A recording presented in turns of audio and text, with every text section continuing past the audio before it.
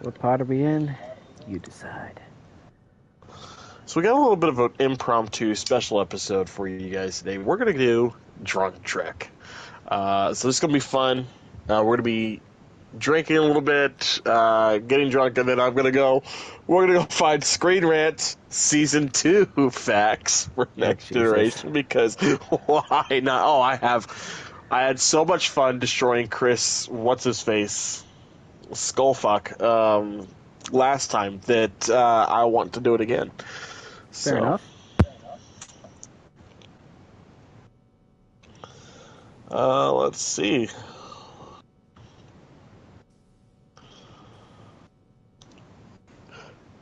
TNG Season 2 facts.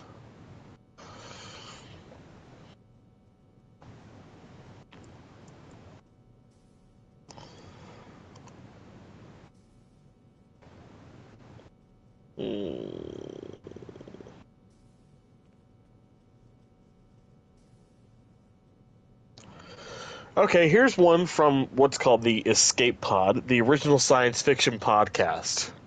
Okay, shout out to the Escape Pod. This is the 25 Days of TNG, Day 6, the best and worst of Season 2, Next Generation. Season 2 is generally considered to be the worst of all TNG seasons. Screen Rant.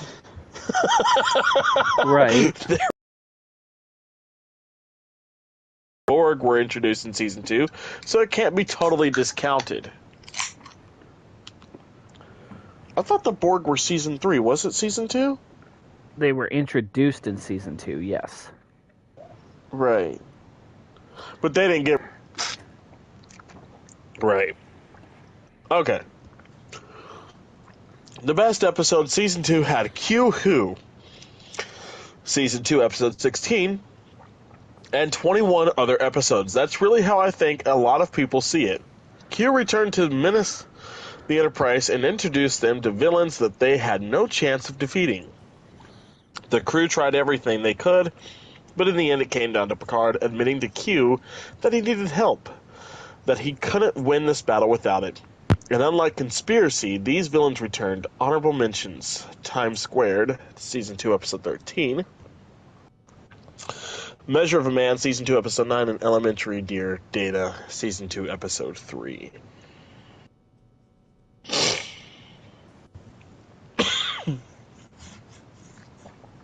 All great episodes. Okay, we're fighting the Escape Pod. I don't know who it is, but we're fighting them. Here we go. Here we go. Oh, yeah. Worst episode. There was so much wrong with Season 2 that I really couldn't begin to pick a single worst episode. However, yeah, a waste of a great guest star in Majel Barrett. A waste of an appearance by Mick Fleetwood. A waste of some really good makeup on the Antideans. And overall, a waste of 45 minutes of my time. If I never saw this episode again, it would be too soon. Antideans. Yeah.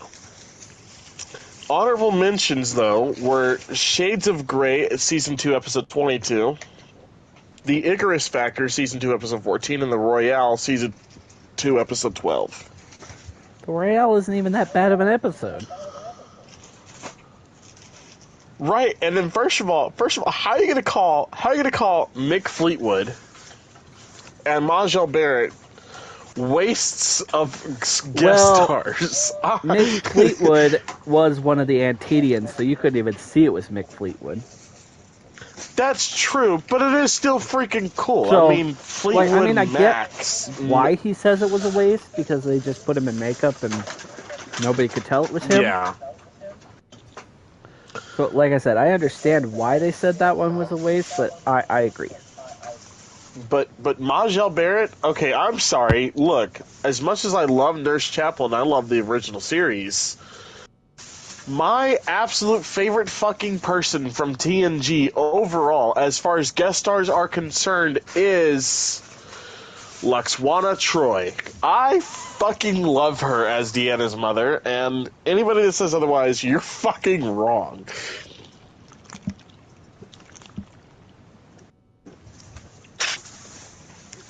I mean, you're entitled to your own opinion, even if it's wrong. Are you calling my opinion wrong or other people's opinion wrong?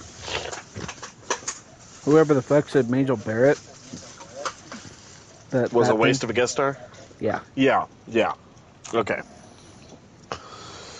Most underrated. My personal favorite episode was season 2 was Where Silence Has Lease, season 2, episode 2.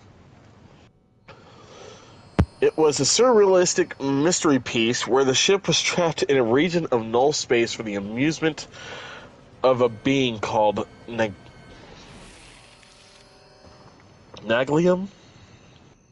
Nagilum? I don't know, fucking Nagilum. Whatever. Nagilum, there we go. We had the first true death of a red shirt, Picard threatening to destroy the ship, and a pretty good line from Riker at the end, though we never revisited Nagilum or his void. We got a strong episode out of the deal. Honorable mentions, Samaritan Snare, season 2, episode 17, Contagion, episode 11, and the Shizoid Man, episode 6. Most overrated was Measure of a Man by this guy. Wait a minute. Hold up. Where silent? Yeah, that's the episode where they find the dude, like the weird fish dude thing in the void, right? As well as a second galaxy class. Yeah. That was his favorite episode? That's this guy's favorite episode. He says it's the most underrated episode. What? That episode's so weird. Yeah. Well, okay, this guy's best guest star that he could think of was John Delancey. He says, I know John Delancey is kind of a gimme here, but I'm going to hand it to Roy Brocksmith, who played Call Remy in Peak Performance, Season 2, Episode 21. Cole Rami. Man, I am finding some other shit. I'm finding some other shit. There we go. I was about to say, Measure of a Man was probably one of the best episodes. I don't care if that's overrated. Hey, here we go. Star Trek TNG's... We're back on Screen Rant, everybody. I found the Screen Rant. Star Trek TNG's real beginning was the start of Season 2. And this one's written by Rachel. The same one that did the captain's ranking of the last one. So we know she knows what she's talking about. Yes. All right, guys. Because apparently, Chris, whatever his fucking name was. No. The podcast, the other pod we were just talking about. Oh yeah, whoever. The escape pod has no idea what they're talking about. I mean, obviously. Yeah. Star Trek The Next Generation Season 2 is when the show began to find its footing, as the characters and their positions aboard the USS Enterprise D are solidified. And that is right, because doesn't Geordi get his yellow shirt? Geordi and Worf both get their yellow shirts this season. Yep, they both take their positions respectively as Chief Engineer and Chief of Security. Yeah. TNG Season 1 is considered the show's worst, but it had its moments, and did a solid job of introducing audiences to Captain Jean-Luc Picard and the crew of the USS Enterprise D. Going into Season 2, TNG's writers remained in flux, and the 1988 WGA strike certainly didn't help matters. Excuse me. Still, TNG Season 2, Episode 1, The Child, goes a long way to set up the future of the show. Now we're talking to someone. We're good now.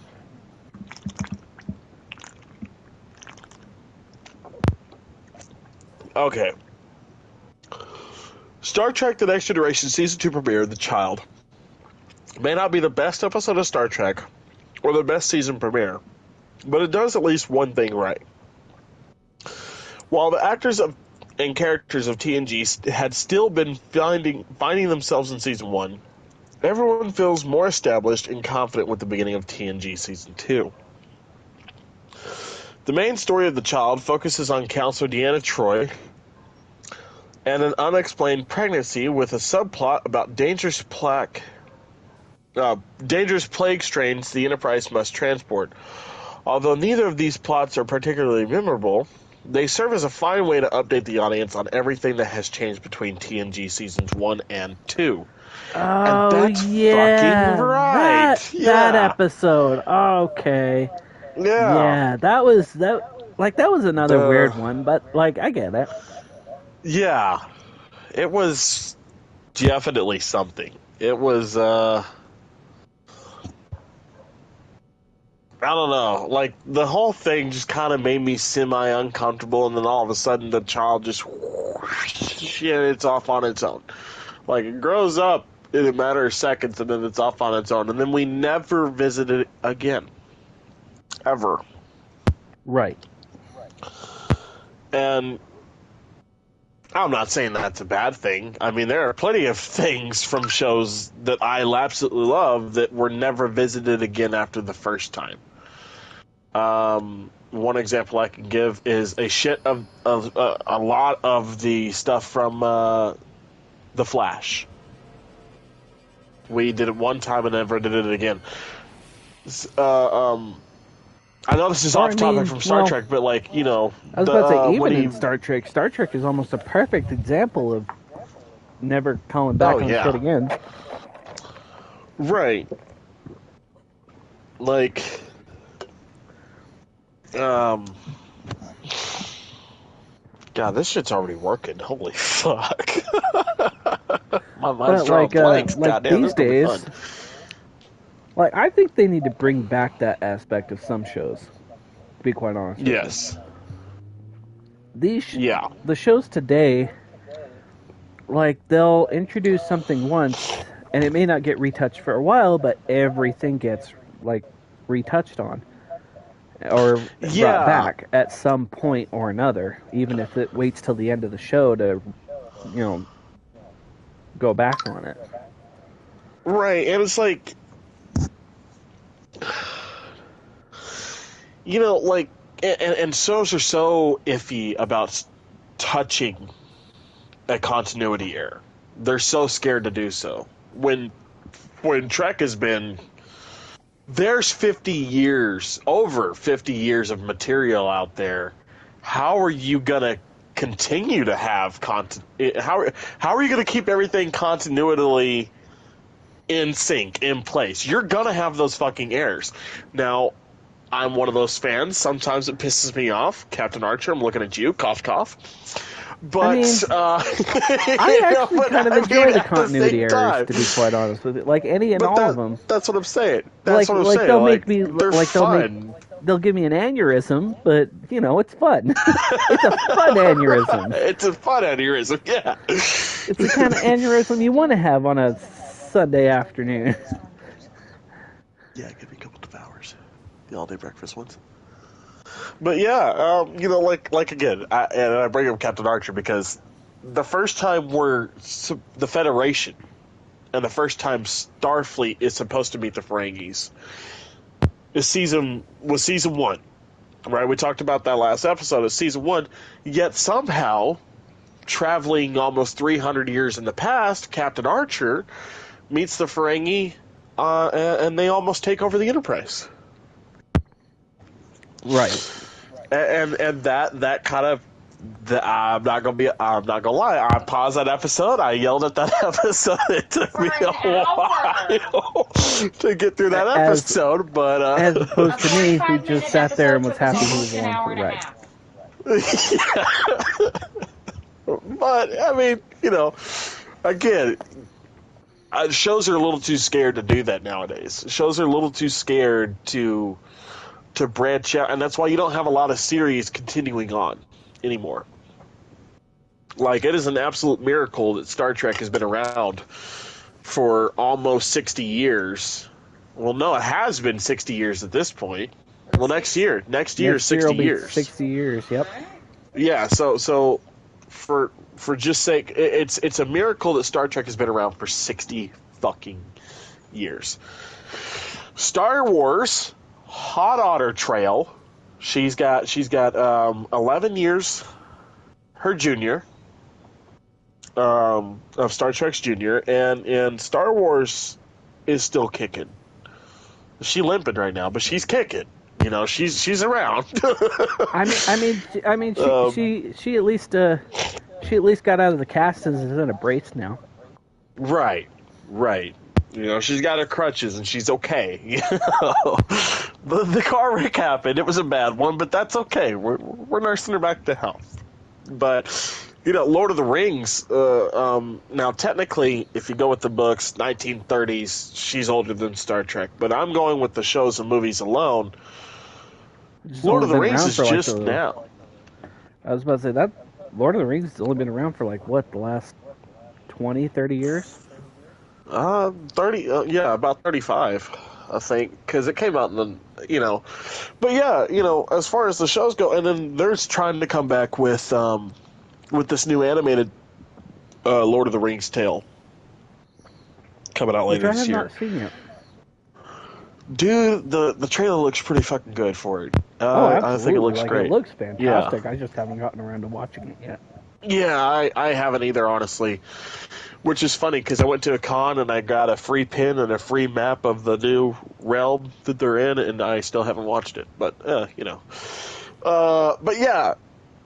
So, and those shows, they make continuity errors all the time, though. I guarantee with this new animated Lord of the Rings, yeah, I've heard that it's gonna fuck up something from the movies or the book. That the Rings of Power don't really stay too terribly true to the book. Right. And Star Wars. Let's see.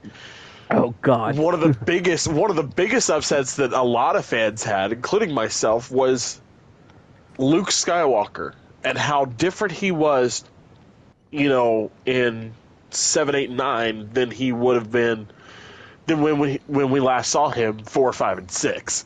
That's a completely different person. That is someone who has gone through more than just what we saw in 4, 5, and 6. And they give a half-hearted, half-assed explanation for it. But it's a completely different person. Different character. Yet they did it, and it survives, and it's a piece of media.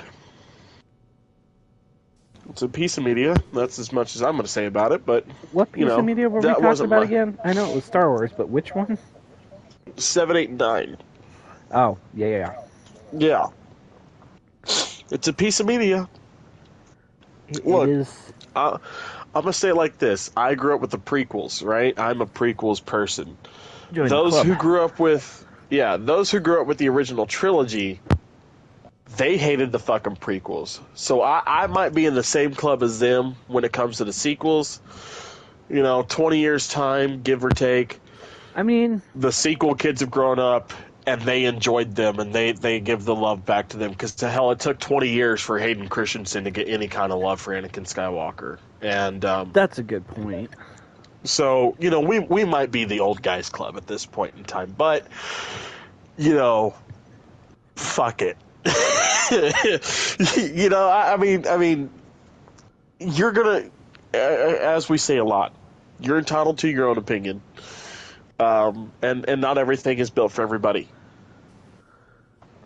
But again, shows these days they don't have that willingness to push the boundary. That's why, you know, I haven't seen a lot of shows branch off from other different shows. Right. I've seen Hollywood remaking a bunch of shit, you know. Because nobody can have an original idea these days. Right. The Tron Legacy. That was the first one I remember. And then there was Blade Runner. Well, that wasn't really a reboot. That was a sequel. Was it? Is it considered a sequel? It is a sequel to the first movie. Oh, okay. Well, then I'm going to take that off. Well, no, actually, I'm going to keep it on there because Top Gun. Okay? As much as Maverick is a sequel to Top Gun, it's still we couldn't leave well enough alone. it's still a, hey, what about this idea that we had back in the 80s that was really cool? Right. And the execs were like, yeah, fuck it, we can't think of anything else, let's jump on it. Well, No! I mean, if you do it right, then it works. Yeah. Like, right. because like Top Gun Maverick, I love that movie. I still love that movie. It's a absolutely. great movie. Top Gun has been my favorite film for many years, and like Top Gun Maverick is right behind it. The original Top Gun didn't really need a sequel, but I am kind of glad we got this to kind of see where he ended up. Right. How Mav's doing? Because come the end of Top Gun. Because we all know how he just killed his best friend. Yeah. Or just to see, even just two of the original characters ended up. Right. Well, I guess three, because technically Rooster was in the first one, but we didn't know it. Right, we didn't know it. He was just a kid in the background. He's just a baby. I guess I will have to take Tron and Top Gun off the lists, because if they are sequels, then that's doing exactly what Star Trek does. Because I mean, he had said in the movie that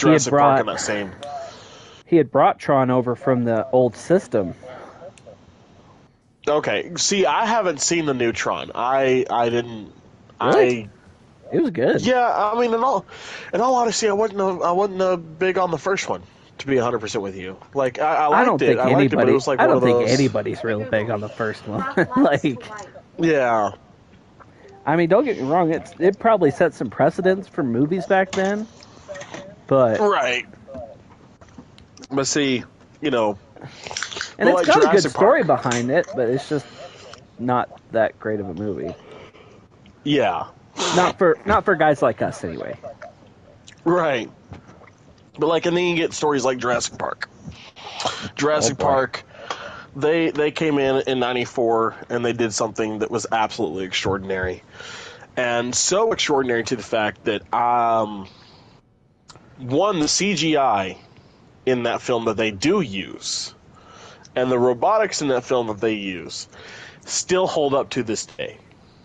Absolutely. And that's not something that you get to say very often.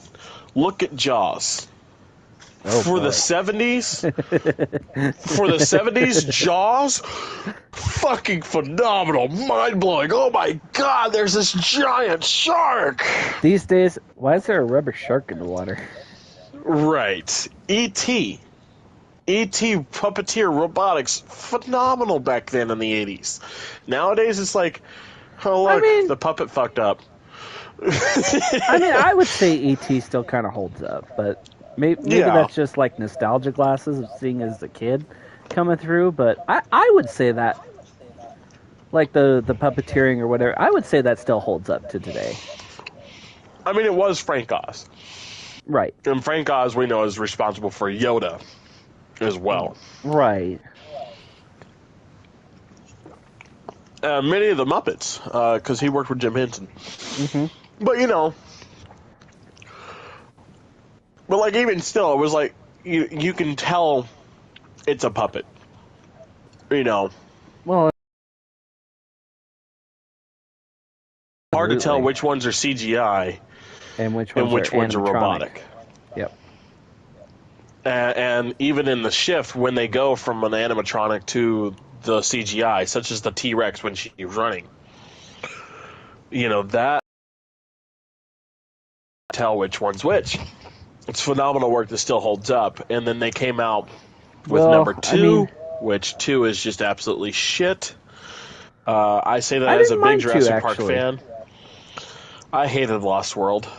Like, it's not my favorite, but I'm not, obviously. But I'm not a Vince Vaughn fan. Like, I still thought it was a pretty good movie. Yeah. But I like Star Trek V and Enterprise, so that should tell you everything you need to know. Right. And then, what was it? Jurassic Park 3, a lot of people hate that one, which, if you hate that one, you're just stupid. I'm sorry. Pteranodons that's a and a great Spinosaurus. Movie. Jurassic Park 3 Fuck is you, a that's great. great. Can't touch the original, but damn, that's a good movie. No, you can't touch the original. The original will always be my favorite, but number 3 is right behind it. Well, then you had the next trilogy in that to come out, the Jurassic World trilogy. Yeah, Jurassic World trilogy, which was somewhat of a rehashing, but at the same time they were like, how can we make this a little bit different? I was about to say, I think they got that one right.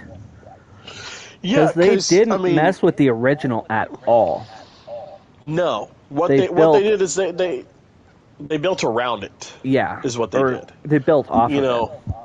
Right. Both in production and in the movie. And in the movie, yeah. Because when we come to Jurassic World has been there for so long, running off of John Hammond's principles and ideas. It's been there for so long that now they're genetically modifying. Yeah. That son of a bitch should have been eaten by a dinosaur a long damn time ago. Oh God, you're telling me. But anyway. they've been working for so long that we hear Claire in the first opening scenes of the movie. When we see her, it's nothing more than a giant zoo at this point, an everyday zoo. These animals are getting old. They're getting boring to visitors. Right. That tells you how long that park's been around. So now they're going to genetically modify dinosaurs. I was about to say, I would probably say, like, at that point, it's probably been around, like, 10 years. I don't know, like, the whole story behind it. But I would say it's probably been there about 10 years or so. Right. And they don't exactly at that point explain in the movie. it. Yeah, they don't exactly explain it either, but that was my guess. Yeah, the second one was really good, too. I liked what was it? What's it called? Fallen Kingdom. I liked Fallen Kingdom, but my favorite of the second trilogy is Dominion. The last one. The last one. Yeah. Yeah, Fallen Kingdom was really. I like when we saw the Brachiosaur right before they left the island. I cried like a bitch. Yeah. Because that was the first dinosaur we ever saw on the island, going all the way back to the first movie, and it's the last dinosaur we saw on the island. Yeah. On the island, yep. I was like, oh, that hits me in a special place. And that was an homage that they wanted to add to that. I love that. I could talk about Jurassic Park, Jurassic World all day, but we are on Star Trek here, and I've got. Oh, I'll just say one more thing about it. Yeah. Like, you could tell that the people who made Jurassic World love Jurassic Park, or even just dinosaurs in general. And that's what it really comes down to. If you love a show and you want to keep a show going, you have to have a love for the show. You have to respect the material that's already been out there. That's why Star Trek has gone on for so long. Discovery is iffy, depending on who you ask, but I like Discovery. It's growing on me. Hashtag boycott the fucking Snow White movie. Anyway. Yeah, for real. I still haven't gotten to Strange New Worlds yet. We're about to get there. We're almost done with Enterprise. Like I said, I really like it. You might have a problem with some stuff in it, but yeah, I think you'll really like it. But they still respect the source material. I'm still not sold with Ethan Peck as Spock yet, but I'm sure. Oh, you will be by the time. You will be by the time you get like at least 3 episodes into Strange New Worlds, because he's just With Discovery, him on Discovery is Spock. I was like, this guy is not Spock at all. I think he was still kind of learning. He was learning how to play Spock with only, the original Star Trek as a reference. Right, because Leonard Nimoy is no longer around, and the closest he can get to is Zachary Quinto, which that man is busy 24/7. Oh, I would imagine. Yeah. But, Like he Hey, just Google, he gets Frontline into 2 it off. in season, both seasons 1 and 2. Like it, yeah. He does such a good job in Strange New Worlds. Yeah, I'm curious to get there. I'm curious to see what's going to happen, how I'm going to like this show. Like I said, you might have some problems with it. Yeah. Again, that's just, it's Mostly me because of being, a certain species that starts with G and rhymes with porn. But oh my god, fucking Gorn. I love the Gorn as a villain, but oh my god, I cannot stand him. well, That's what makes a good villain. well, here's the thing. They changed their appearance again. Oh man, really? Yeah. I understand not wanting to go. I Big understand old not rubber wanting to go suit. back to the 60s. Yeah, to the 60s look. Because one, A big that old rubber shit suit that looked probably reeked after miserable. filming. Yeah, that shit looked miserable.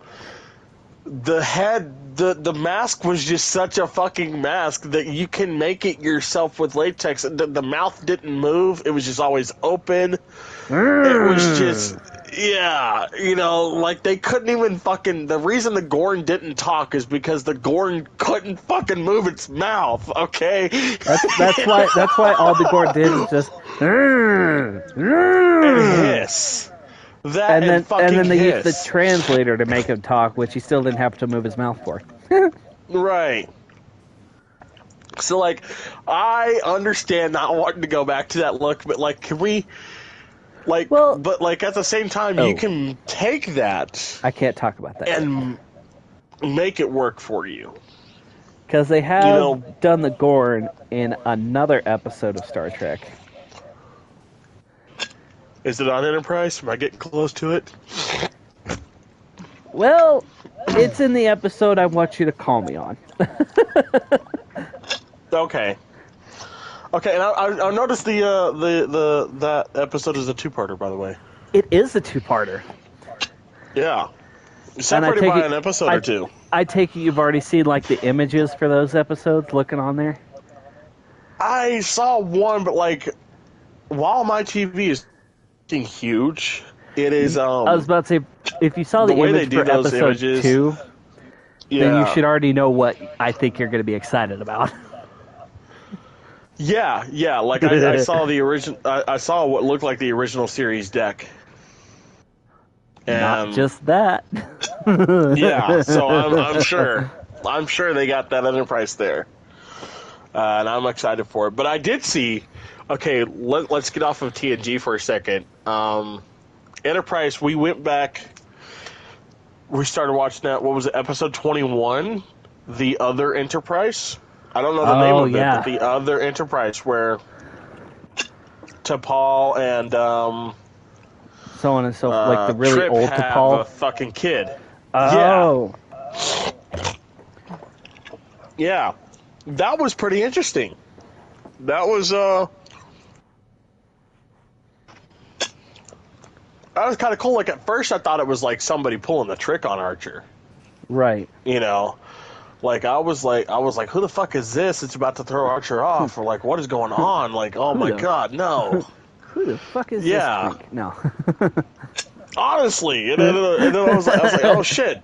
And I mean that in the most like respectful sense. Yeah, but like seeing two NX classes next to each other. Like I said, I still am kind of iffy with Archer. Oh, you're gonna love season 4 when Columbia's done. Oh man, but the NX class has definitely grown on me. I love the look of that ship. I love both interior and exterior for me. Yeah, honestly. I think they're both phenomenal. Like back in you could definitely day. tell that the NX came out, though. Although it's still technically an exploration ship, you could tell that it had a lot of militaristic design that goes into it. It looks very submarine-ish inside, which I love that. It's a hint to the submarine warfare that Star Trek is known for. Like in season 1, like it wasn't that militaristic. I don't feel like it didn't really get Well, militarized, both weapons mhm. and personnel, until season 3.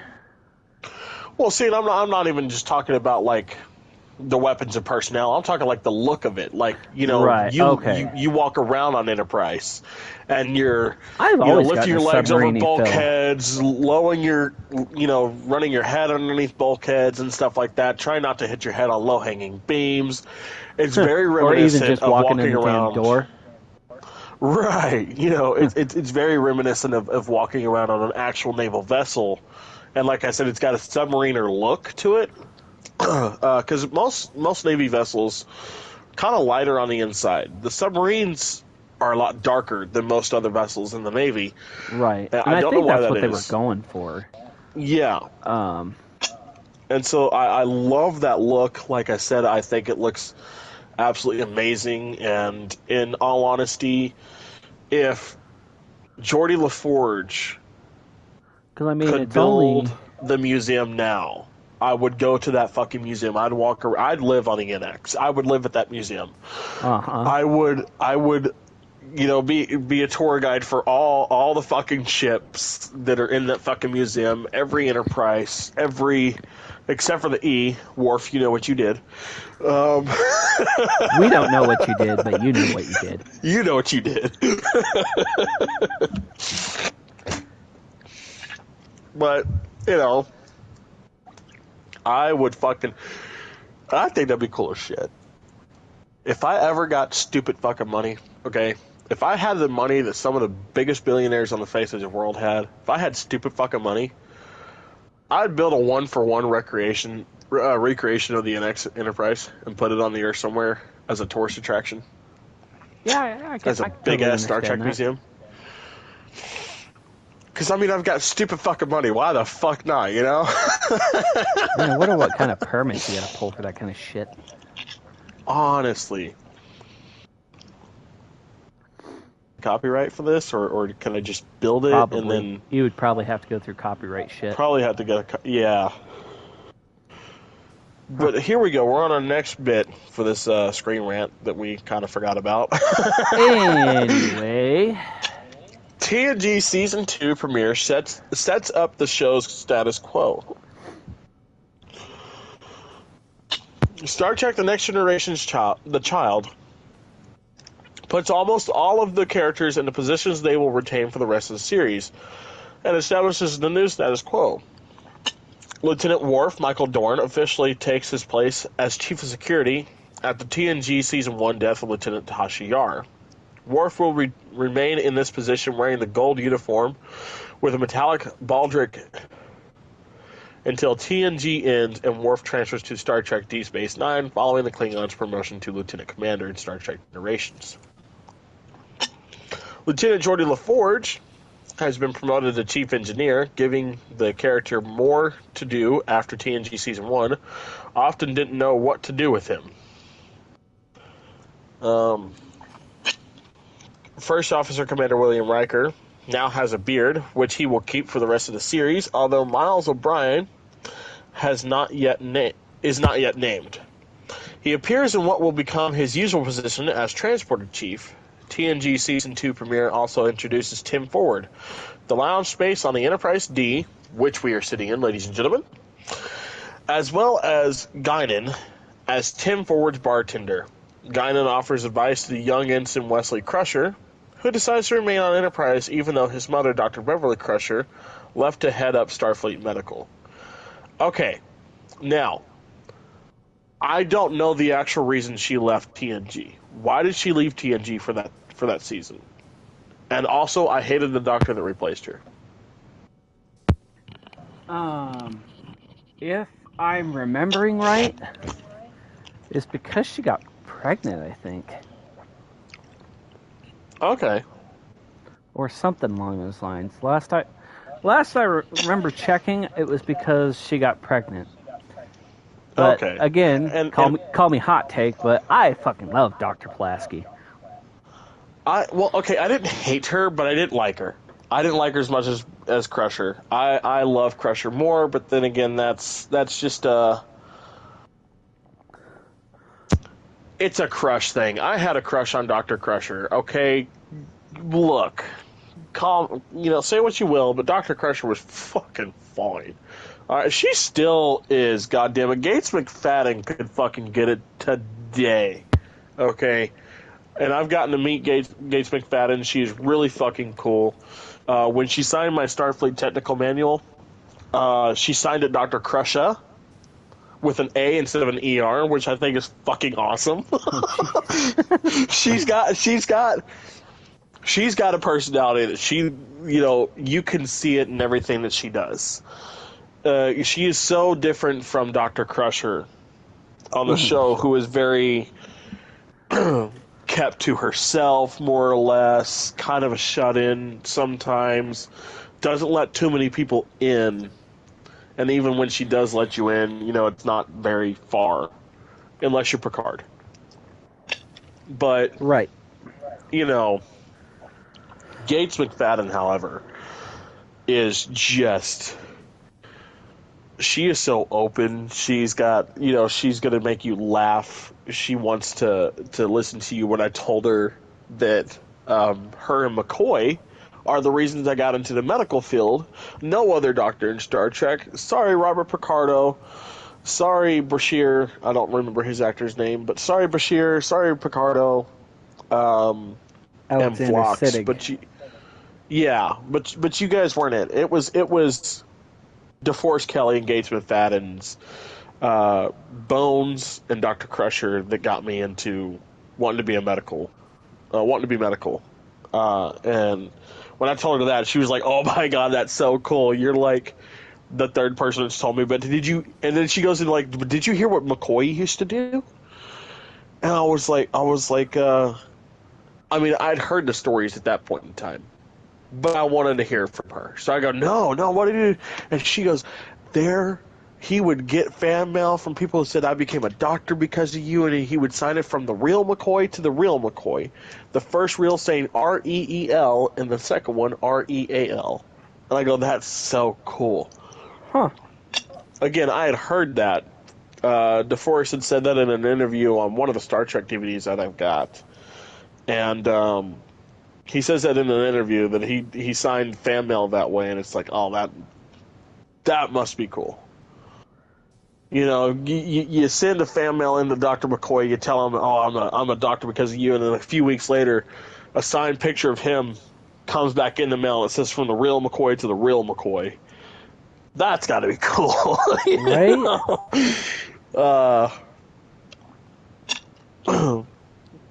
But yeah, Dr. Crusher or Gates McFadden, she is so awesome. I love meeting her. I got to meet her and John Delancey at the same convention event.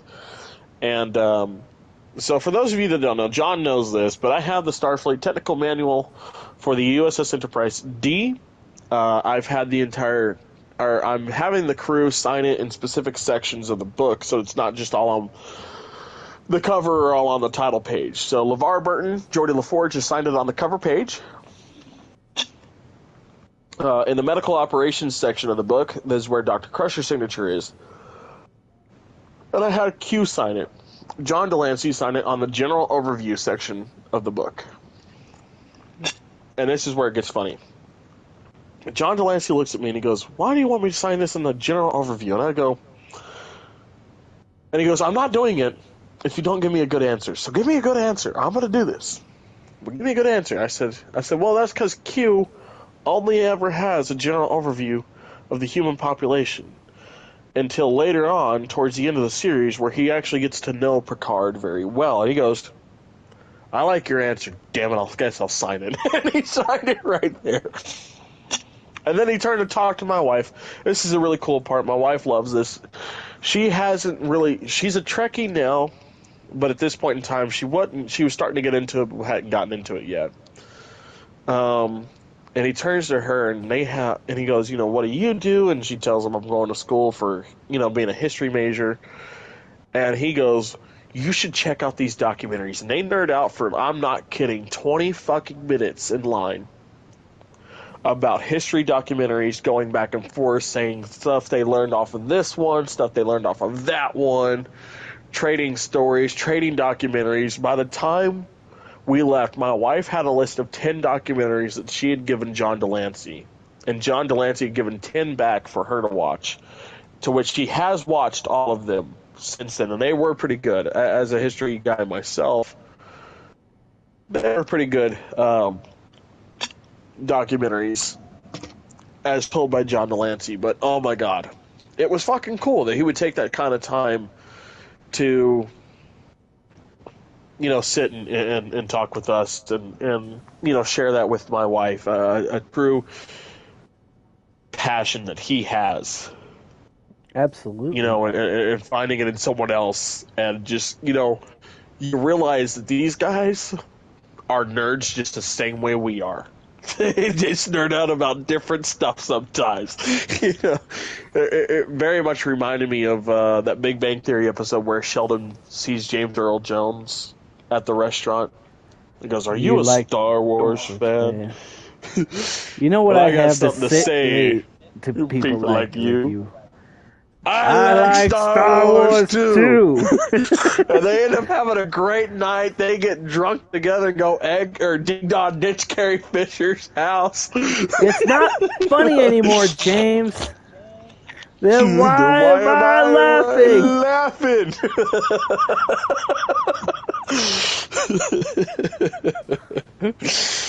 But yeah, it reminded me a lot of that. I loved it. I absolutely did. John Delancey is a good one, and then seeing his return in season 2 of Picard. Spoiler alert: we're talking about Picard here.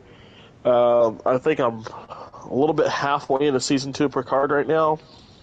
So I'm still not at 3 yet, but I'm halfway there. It's weird. It's real weird. I've already seen them. Q's taken them, went back in time and fucked with some shit. Right. So now the timeline's different. Seeing 7 of 9 without the Borg. It's weird, right? It absolutely is. Like, her implants are subtle, and have always been subtle. But to see her without them is just so I mean, we've weird. seen Jerry Ryan without him. We've always seen Jerry Ryan in a couple of episodes. What's the name they gave her? Annika? Yeah, that's her. She's got a human name now. No, she's always had a human name. Well, yeah, but I'm just saying, like we're actually calling her by Annika now, or at least the people on the that people Earth in were. the fucked up timeline. Yes. Yeah. But oh my god, and the skulls. Oh man, that was fucking cool. Terrifying, but cool. I was about to say, Getting to see how Martok's head ridges are on his skull and not just something that happens with the skin. Like, I always kind of figured it was, but it was cool to see it. Yeah, General Martok, Sarek, Gul Dukat. Oh yeah, Sarek. I think he even mentioned Damon Bach in there. Mm-hmm. It's it was interesting to see, and I was thoroughly surprised by it. But if you'll give me just a second, John, I gotta go take care of something. I'll be right back. So I'll leave you guys with just John. Oh boy, here we go. No. But yeah, so we're just chilling right now. Probably get up to some mischief here in a little bit, but for now we've just been talking our asses off.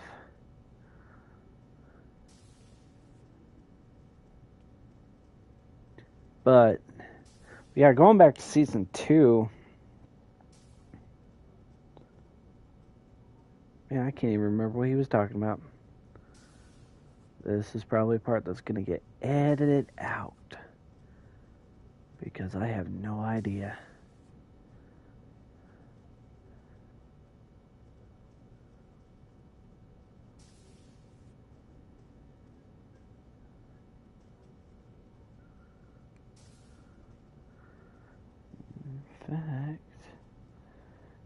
Don't put your phone right there, ding dong.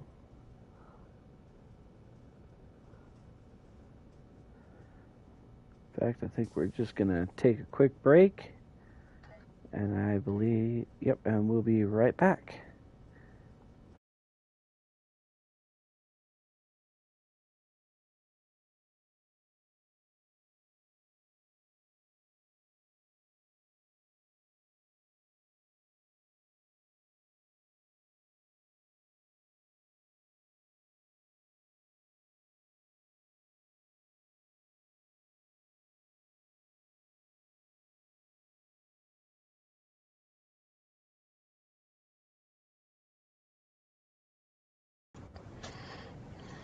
What were we talking about? I don't remember, but I've got the next bit for this little thing that we got going on from Star Trek Phase 2, which, as we know, ended up becoming the movie, the motion picture. And some of the other movies that we have. We've talked about this a lot before, and I'm pretty sure as this goes, DS9 had some Phase 2 ideas on some of their episodes. Right. So, get ready to hear that. When the WGA strike of 1988 came to an end, the team behind Star Trek The Next Generation wanted to begin filming Season 2 quickly. To do this, they looked to old Star Trek scripts that had never been produced in the late 70s. There had been plans for the story of the Star Trek The Original Series to continue in Star Trek Phase 2, but this series was canceled before it began. Several of the ideas from Phase 2 were incorporated into Star Trek The Motion Picture and later TNG. When TNG's writers were looking for ideas, they turned to the unproduced scripts from Phase 2. Note, Star Trek creator Gene Roddenberry had also pitched a story for TOS that featured one of the female crew members being impregnated by an alien, but it was never made.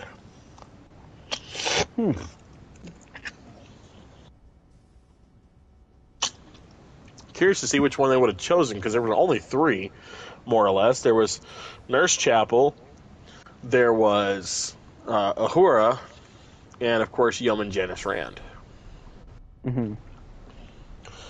But let's see. The character counselor Deanna Troi had been partially inspired by one of the proposed characters for Phase 2 named Aliyah, who later appeared in the motion picture, played by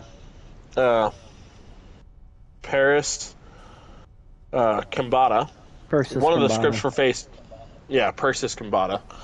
One of the scripts for Phase 2 featured a story in which Aliyah was impregnated by an alien life form, and the story eventually became the child. Okay, so there we go. Got my fucking answer.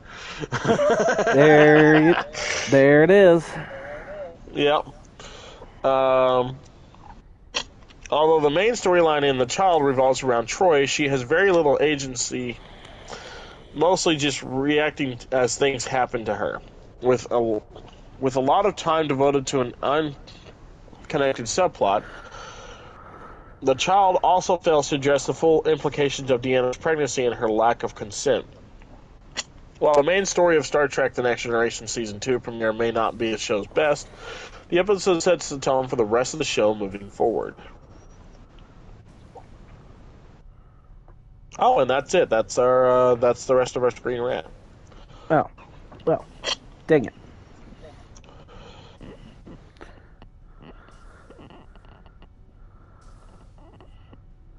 Oh no. Oh boy. Oh, here we go. There's a couple of these.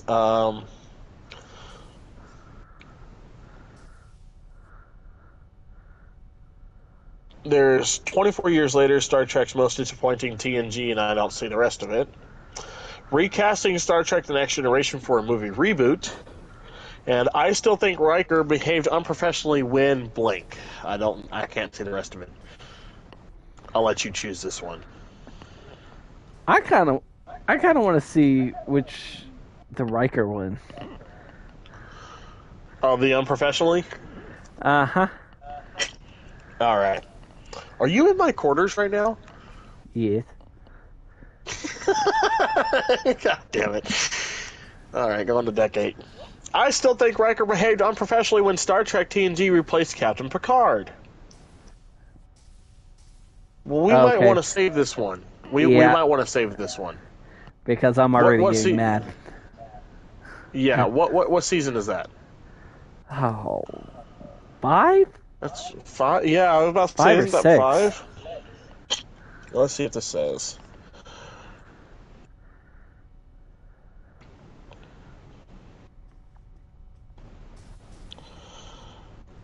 It doesn't exactly say, but I'm sure we'll come across it, and when we do. Okay, so we're going to go back. We got Commander Riker has 2 massive what-if scenarios. 34 years later, Star Trek's most disappointing TNG blank, and recasting the Next Generation for a movie reboot. All right, let's go with the recasting. I like these casting things. Okay. Sometimes they can be wildly inappropriate and wildly pissing me off. Yeah. So that means it's about to get good. now, ladies and gentlemen, please take this with a grain of salt. We don't. We don't. This is all Screen Rant. This is not us. But this is also written by Rachel Holschelt, so we know what she's talking about. Well, then she must have some good choices. Well, let's see. Let's get. However, if she doesn't fan cast James McAvoy as Captain Picard, I'm going to be pissed. Absolutely. Just saying. Yeah. Which James McAvoy has said he would even want to do that, or even just play a younger Picard. Right, and I would love to see that too. I really would. I want to see a Picard going through the Academy or his days on the Stargazer. Absolutely. Yes. All right. Who would play the crew of the USS Enterprise D if Star Trek The Next Generation were rebooted as a new movie? With J.J. Abrams' blockbuster film, Star Trek The Original Series has already gotten a successful big screen reboot. And TNG could benefit from the same treatment. I would love to see a Kelvin Universe TNG. I would. Yeah. I'm not going to lie. I would love to see it, you know? Give us the solar flares back.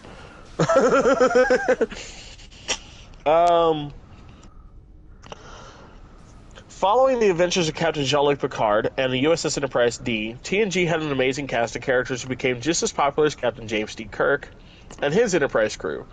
Recasting TNG crew would not be an easy feat, as many of the actors came to embody the characters they played. Throughout Star Trek The Next Generation 7 seasons, the crew of the USS Enterprise D became a family, and the cast members remain close friends today. While TNG's original cast members are irreplaceable, they could coexist alongside a new cast for a big screen reboot. While actors like Michelle Yeoh, Jason Isaacs, Holly Hunter, and most recently Paul Giamatti, modern Star Trek has been incredibly successful with its casting. I can agree with that. Yeah. I can. Many big-name Hollywood actors love the Star Trek franchise and would jump at the chance to be a part of it. Here are 10 modern actors who could portray an updated cast of Star Trek The Next Generation. Number 10, Julian Hilliard as Wesley Crusher. Although he is currently only 12 years old, Julian Hilliard has already appeared in numerous hit television shows and films. His young Luke in Mike Flanagan's The Haunting of Hill House. Hilliard perfectly captured the fear and wonder of a young, curious boy living in a creepy old mansion. Hilliard also portrayed Billy Maximoff, one of Wanda Maximoff's twins in WandaVision and Doctor Strange in the Multiverse of Madness. Not only does Hilliard already have experience playing the son of Elizabeth Olsen's Wanda, but he seems more than capable of playing the young boy genius Wesley Crusher. Wesley may not have been TNG's most popular character, but Will Wheaton did the best he could with the role, and the character always had potential. Julian Hilliard could bring new energy to the role and round out the regular cast of TNG. Okay. I actually kind of like that. It's not a bad casting. If you've seen Wanda, or the Doctor Strange movie, he's the one that does not wear glasses. That's Julian Hilliard. I believe he's the one that doesn't wear glasses.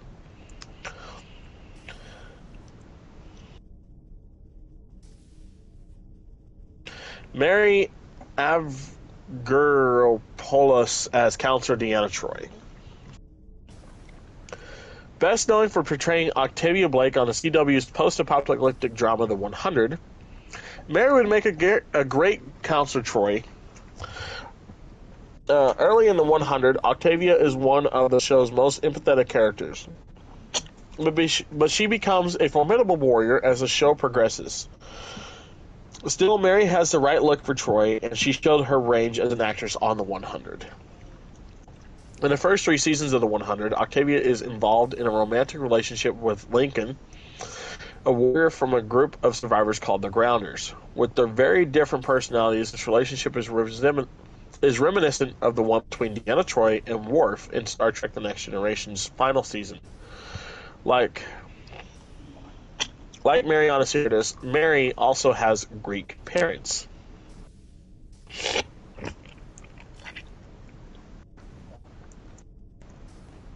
I've never seen The 100, so I have no idea who this is. How about you, John?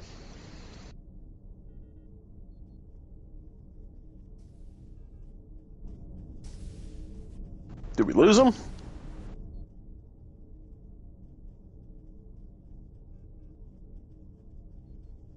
John, you there?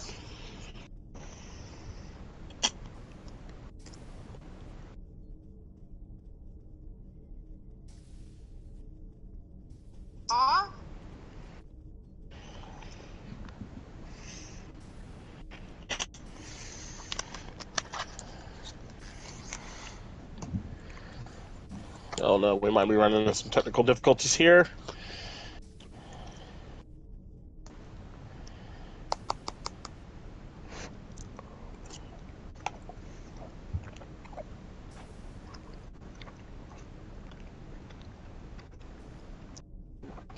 Okay. Running into some minor technical difficulties for you guys, but that's alright. We're trying to get this figured out as quick as possible. But John is still with us, just so you guys know. How about now? There we go, John's back. Okay, but like as I was saying, like I just looked her up. And yeah I can kind of see it. They have a picture of her from The 100, and I kind of see her fitting the role for Deanna Troi. I've never seen The 100, so I don't know. You know, the character. I don't know the kind of hot. Oh, absolutely. Absolutely. Anyway. Here's the next one, number 8. Elizabeth Olsen as Dr. Beverly Crusher. Fuck yeah! There we go. In the Marvel Cinematic Universe, Elizabeth Olsen showed her incredible range as an actress, playing Wanda Maximoff as a frightened orphan, a powerful avenger, a devoted wife and mother, and a malevolent force fueled by her grief. In WandaVision, in particular, Olsen got to lean into her domestic tendencies before eventually unleashing the full might of her power. No, Elizabeth Olsen has been nominated for 2 Golden Globe Awards for her performance as Wanda Maximoff in WandaVision and as housewife Candy Montgomery in HBO's Love and Death. Like Dr. Beverly Crusher, Wanda would do anything for her children. But she's also a strong and capable woman outside of her role as a mother. And in all honesty, I saw them bringing Elizabeth Olsen in as Dr. Crusher, considering they'd said that Julian was already used to Elizabeth Olsen playing his mother. Yeah, that's kind of what I thought, I kind of saw it coming, but I still agree with it. I really do. Plus, I think we this all could know work. she could play a really good redhead. Oh my god, yeah. Seeing her in her natural hair color just looks wrong now. You know, like we've seen her right? for almost 6 years as a redhead.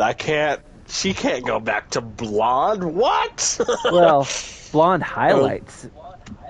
Oh yeah, that's true. She's a brunette. That's right. She is a brunette. But well, yeah, it and even in like wrong. her first appearance in the MCU, like she's still got that brunette hair. That's right. Yeah. She didn't even really go red until much later. Yeah. On Star Trek The Next Generation, Dr. Crusher was incredibly empathetic, but was also willing to stand up to Captain Picard when needed. Elizabeth Olsen already proven more than capable of playing both sides of the role, like Dr. Crusher.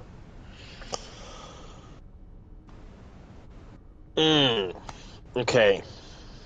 This one's kind of a hot take, but I think it's a good one. Okay. John Boyega as Lieutenant Geordi LaForge. So, for those of you that don't recognize the name, Finn, or FN2187. FN2187 from Star Wars. British actor. I don't know about that one. Yeah, like I said, like I can kind of see it, but I'm not too I kind of see it too, but that's a touchy one. Yeah, but again, I mean, trying to recast beloved characters like this is always a difficult matter, no matter what. I mean, think about. I mean, for me, it'd be I'd always just see him as Finn. I don't think I could see him as Geordi. Like I could physically picture, like I can mentally picture it, but it just like something just doesn't seem right about that. I think it'd be kind of easy to separate him from Finn once he puts the visor on.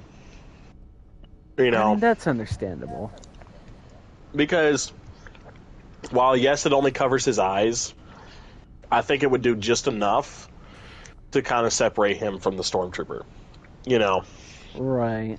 But this is what it says. British actor John Boyega rose to fame after playing Stormtrooper turned Rebel Finn in Star Wars The Force Awakens and its 2 sequels. Like Geordi LaForge, Finn has a strong sense of empathy and morality. Choosing to join the Resistance rather than participate in the cruelty of the First Order, Boyega starred in the Netflix science fiction comedy The Cloned Tyrone as multiple characters, proving his versatility as an actor. I have not seen that, so I wouldn't know. But now I kind of want to check it out. John Boyega also portrayed King Gizo alongside Viola Davis's General Nanissa in the historical epic The Woman King. While Boyega's performance in Star Wars The Force Awakens was almost universally praised, the character of Finn was underutilized in the 2 sequels.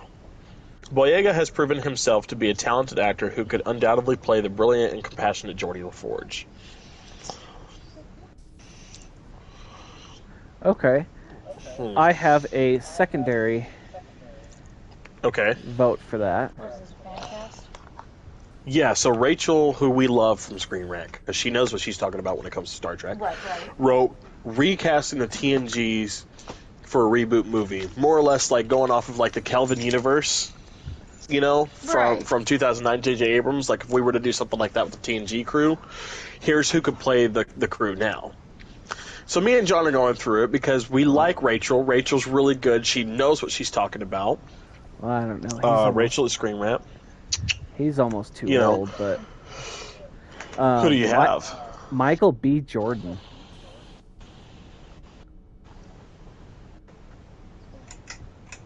Okay.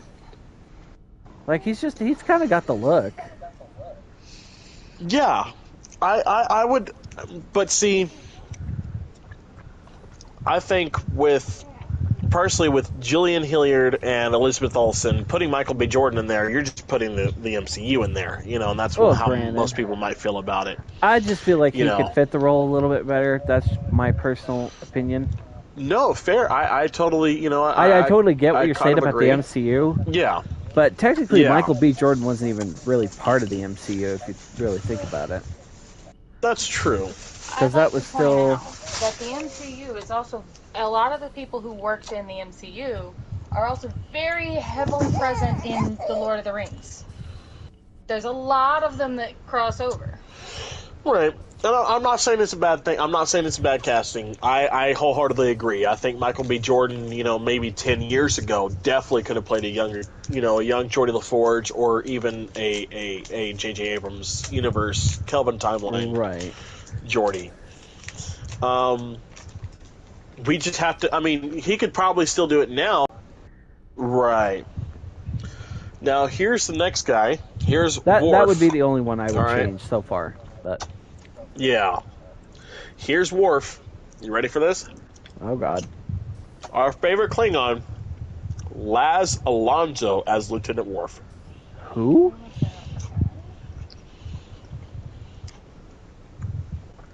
Laz Alonso. Have you seen The Boys?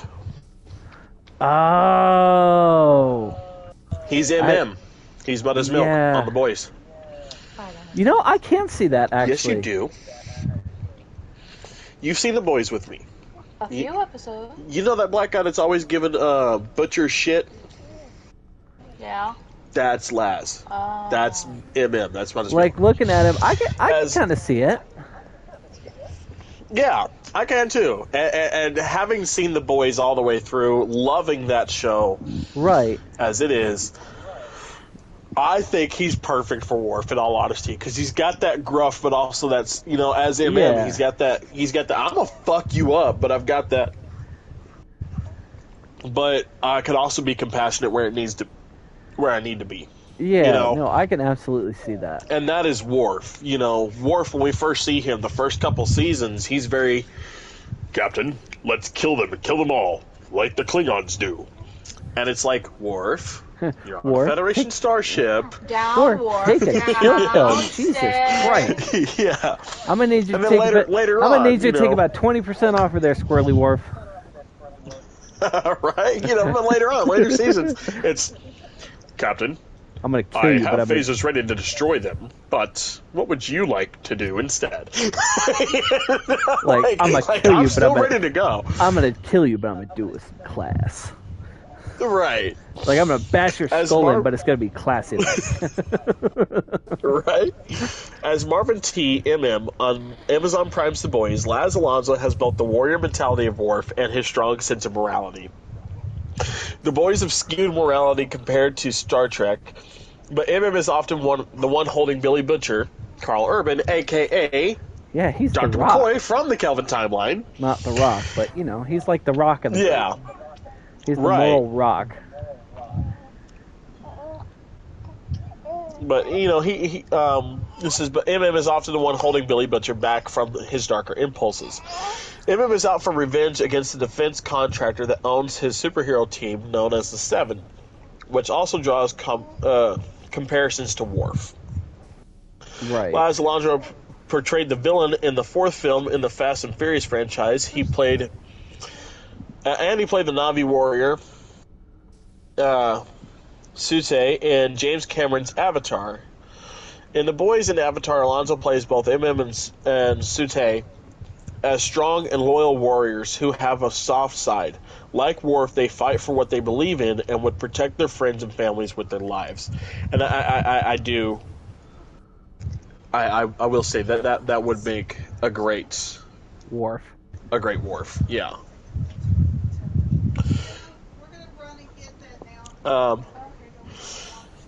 Here is Matt Smith as Lieutenant Commander Data. British actor Matt Smith. Yeah. British actor Matt Smith has the perfect look and acting range to portray the USS Enterprise's D resident android Data. On the BBC's Doctor Who, Matt Smith brought a childlike wonder to the 11th Doctor, while also making it believable that Who is a 900-year-old Time Lord. Both of these characteristics would serve him well, playing Data, as the android is both ageless and childlike. Matt Smith was nominated for an Emmy for his portrayal of Prince Philip in Netflix's The Crown, and currently stars as Daemon Targaryen in HBO's House of the Dragon, a prequel to Game of Thrones.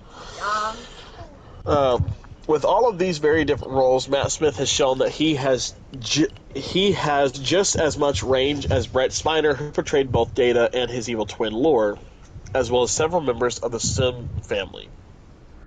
Right. Think that Matt Smith is great Data. I gotta agree there. Absolutely. I think he would do it perfectly.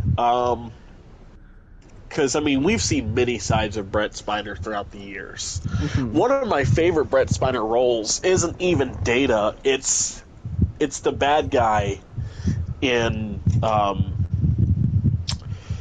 Master of Disguise. I fucking love Master of Disguise. It's one of my favorite movies of all time.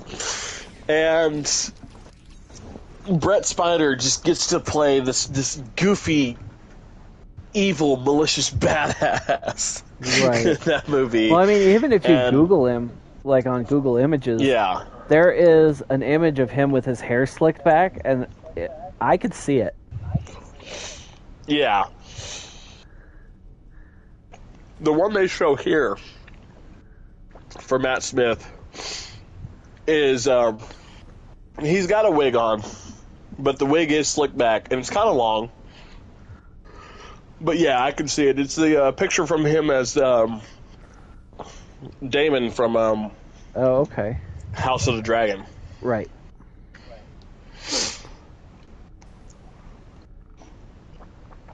This one, I'm kind of skeptical about. All right. It's number 4. We've got Crusher. We've got Wesley. We have Dana Troy. We have Data. We have Worf. And we have LaForge. Who do you think's next? Who do you think is at number 4? Well, I'd imagine they're saving the big 2 for last. Guinan? So you'd actually be wrong. This one is Commander William Riker. Oh, fuck. Yep, fan casting is Richard Madden as Commander William Riker. Richard Madden, who is that? Scottish actor Richard Madden has portrayed princes, spies, and superheroes, and elements of all of these characters could be incorporated into a portrayal of Commander William Riker. Oh. Riker was an accomplished Starfleet officer who became less uptight as Star Trek The Next Generation progressed. And Madden has the charm to play Riker as a ladies' man and the leadership qualities to play him as a first officer of the Starship Enterprise. As Robb Stark in HBO's Game of Thrones, Madden commanded armies before his untimely death at the infamous Red Wedding. Yeah, I don't know about that one. I don't know about this one. Like many Star Trek actors, Madden has also performed in numerous Shakespeare plays. In 2016, he starred as Romeo in a West End production of Romeo and Juliet, alongside Lily James as character Juliet. trait you want for Captain Picard, not Riker. Riker. And directed by Kenneth Branagh. Okay, number 3. No. I think don't Liam see it. Hemsworth would make a better Riker than him. Right. I think... But I don't know that I'd go with Liam Hemsworth either. I'd probably put... Fuck, what's his name? God damn it. I'll come back to it. But I definitely don't agree with number 3. Oh boy. Toby Stevens as Captain Jean-Luc Picard. Toby Stevens? Who the fuck is Toby Stevens? No one could ever replace Patrick Stewart as Captain Jean-Luc Picard, but British actor Toby Stevens could make this role his own. Stevens delivered an incredible performance from as the James Bond movie. Flint. Oh yeah. Gideon Graves, that's it. Stevens delivered an incredible performance as the ruthless pirate Captain James Flint in Stars' Black Sails. And he could bring the same commanding energy to the role of Picard. As both Captain Flint and John Robinson in Netflix's Lost in Space, Stevens has played a strong and capable leader who remains calm in a crisis. Most recently, Toby Stevens appeared as the Greek god Poseidon in Disney Plus adaptation of Percy Jackson and the Olympians. Okay. Stevens has starred in numerous Shakespeare plays, including a portrayal of Hamlet for the 2004 Royal Shakespeare Company production. Not only has Stevens proven he can lead the cast of an ensemble show, but he can also perform the hell out of a speech, a quality necessary for Captain Picard. I mean, I can see why they chose him, but I can't picture this guy bald. I haven't seen him in much. be honest with you. I've seen like him I in said, Die I have Another not seen Day. the Daniel. That's it. Yeah, and that's one of the Daniel Craig James Bond movies, right? Nope, that is the last Pierce Brosnan movie. Oh, okay. Okay. He's the bad guy in that. Yeah. But see, like I said, other than that, I haven't seen him in much. You know. Oh, man, I don't know who I'd cast for Riker besides that other doofus. Fuck it, we'll just lean into the MCU again. James McAvoy as Picard. Yep. Michael Fassbender as Riker. I don't know if I could see Michael Fassbender as Riker. No. I couldn't either, but I was just, have that little joke. You know who I'd actually love to put in Riker? It's kind of controversial, but I think he's got the range to do it. He just hasn't shown to do it. All right. I'm listening. Barry Allen, 2014 CW Flash. Gustin AKA Grant? Grant Gustin. Or Grant Gustin. Yep. It's easy to get that one flipped. Yeah, no, you're fair. That's fair. But yeah, I could totally put Grant see Gustin that. there. Yeah. Plus, he looks good with a beard. Have you seen his Instagram? The man can grow a really nice beard. I've been Googling all these actors on Google Images. Yeah. So, yeah, no, he does. Well, and even without the beard, like, that makes a great season 1. Like, right. I think he could do a really good Riker. I would have to agree. I would love to see him in that role. But here we go. So we have the big guys. We've got 2 left. Who the hell do you think they put at number 2? I have no goddamn idea. All right, well, here's who they got. They have David Tennant. Okay. Now playing the character Q. I could so see that. That makes so much sense. I can too. In all honesty. Even without Matt Smith being there, David Tennant being Q is probably the most spot on thing. Even with Matt Smith being there, that'd be absolutely hilarious. Yeah. Oh, yes. And and knowing them, it would be unscripted. It would be unscripted, but Data would be sitting there on the bridge, and David Tennant would look at Data, Matt Smith, and go, I feel like we've seen each other before, but I can't exactly put my finger on it. Either way, Captain, it would be unscripted, and it would be that quick right there. Oh yeah, and they'd leave it in. Yeah. Oh, 100% they'd leave it in. I would love that. I think this is great. Let's see. Scottish actor David Tennant has the perfect chaotic energy to play the omniscient, godlike being. Oh, no. It's not omnipotent. It is omniscient? Omniscient, maybe, yeah. Does that even mean the same known thing? As Q. I don't know.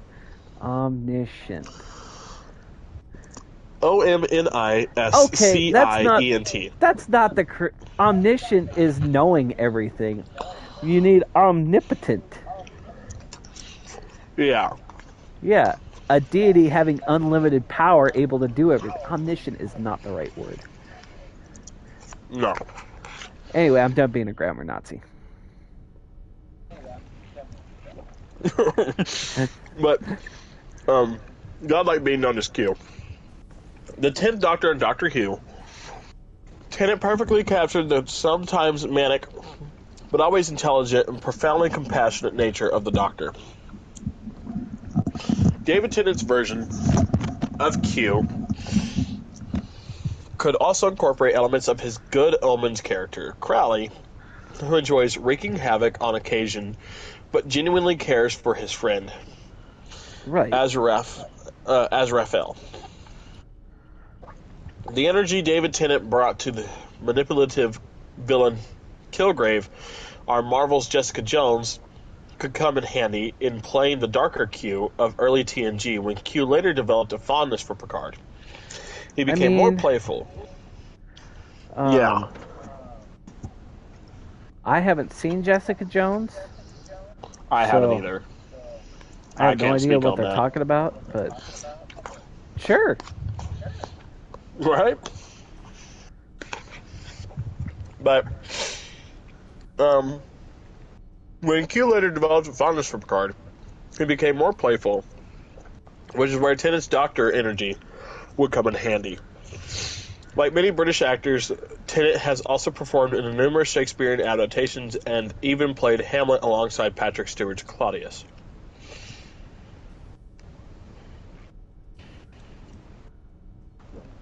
Okay. Again, I wholeheartedly agree. David Tennant is Q. Absolutely. Perfection. 100%. Lisa Berry as Guinan. Lisa who? Lisa Berry, I believe Hallie's daughter.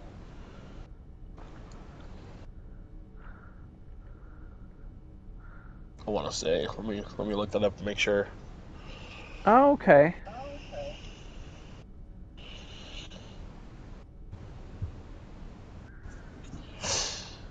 Well, no, she couldn't be Halle Berry's daughter. Never mind. They're about the same age. Right, but still. But yeah. I'm looking at her.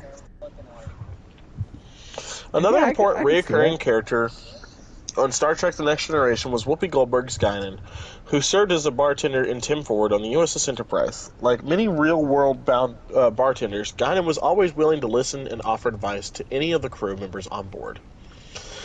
As Billy the Reaper on CW Supernatural, Lisa Berry was believable as an ageless being who often knew more than she let on. Barry certainly has the right energy to play Guinan as someone who will tell you what you need to hear, rather than what you want to hear. Barry had quite a screen presence on Supernatural, and she could bring that same compelling energy to playing an enigmatic Illyrian bartender. Whether or not the characters of Star Trek The Next Generation ever get recast, there are many talented actors who would be perfect for roles in a potential reboot.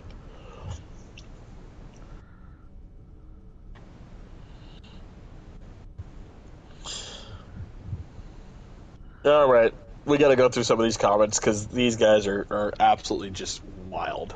All right. Oh, Lord. Star Trek, Star Wars fans, why not put in the effort to create something new and exciting, hire excellent writers to make amazing stories, and assemble a talented cast to portray the characters? Hollywood, we can't do that.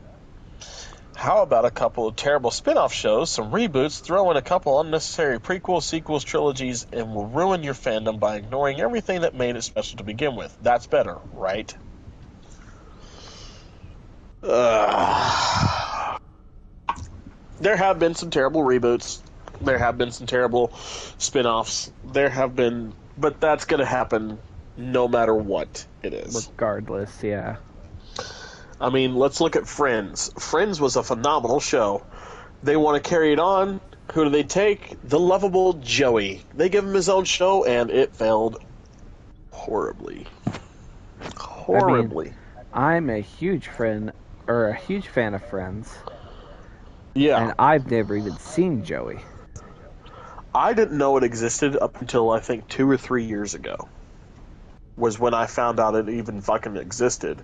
Right. And then I've tried to find it, and it is nowhere. It is nowhere to be found. Nowhere. Almost like it didn't exist at all. Let's see. Bunny writes, no.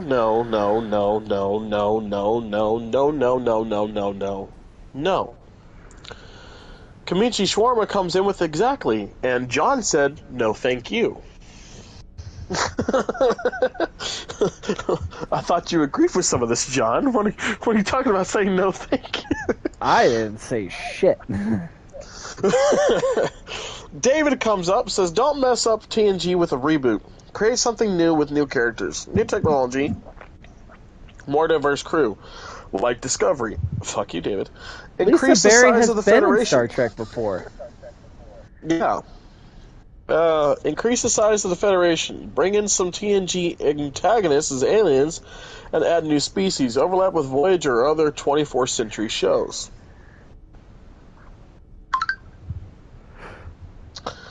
Ian comes in. Surely James McAvoy is Jean-Luc Picard. I like Ian. Then Jason replies with, I was thinking Jeffrey Rush, a.k.a. Captain Barbossa from the Pirates of the Caribbean films. I don't see it. Don't get me wrong. I love Jeffrey Rush. I love Captain Barbossa. I love Pirates of the Caribbean. I don't see him as Picard. Right.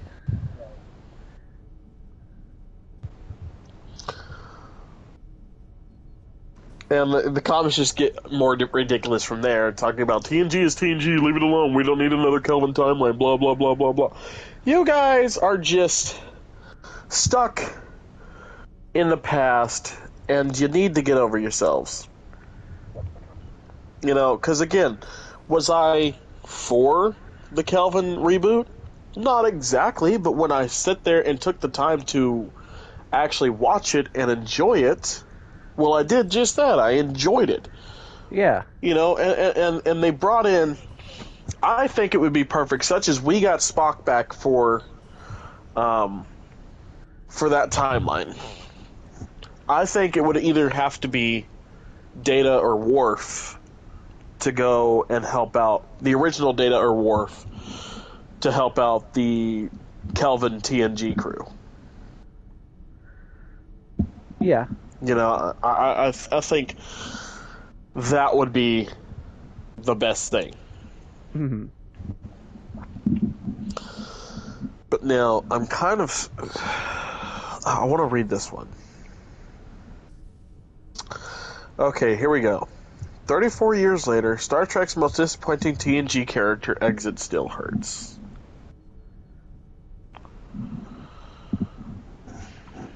This is written by Rachel again, and this was written August 25th of 2024, so not even a year ago.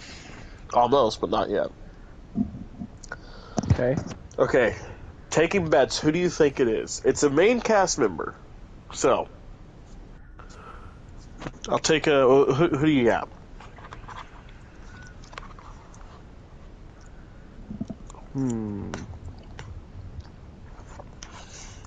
What was the bet again? Which TNG character had the most disappointing exit that still hurts 34 years later? Probably Yar. All right. Well, it's Wesley Crusher. Okay. Yeah, I can... Yeah. Wesley Crusher may not have been the most popular one of Star Trek The Next Generation, but I wish he would have stuck around longer. Centering on Captain Jean-Luc Picard and his crew aboard the USS Enterprise D, TNG introduced an incredible cast of characters who came to feel like family. While I agree with the general consensus of Star Trek, TNG's first season is the show's weakest, a lot about the series worked from the very beginning, including most of its characters.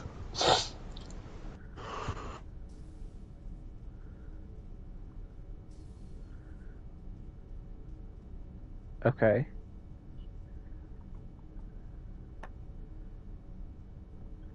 Did I lose you? No, sorry, I muted for a second. I had to sneeze. God, that hurt. Oh. One more quick thing. Yeah. You know who I'd get to play Dr. Pulaski? Who would you get to play Dr. Pulaski? Sally Field. Yes. Yeah. Yeah, I could see that. But no, okay, I'll give you a real challenge. Who plays the new Martok in Gowron?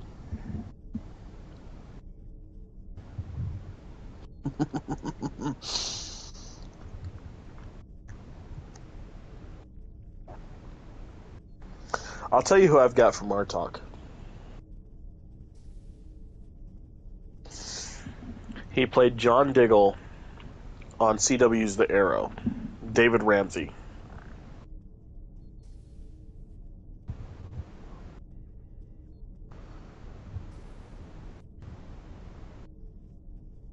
Oh, great. I think we lost him.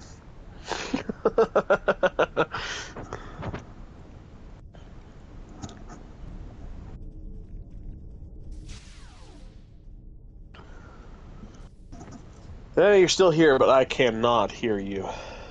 Unfortunately.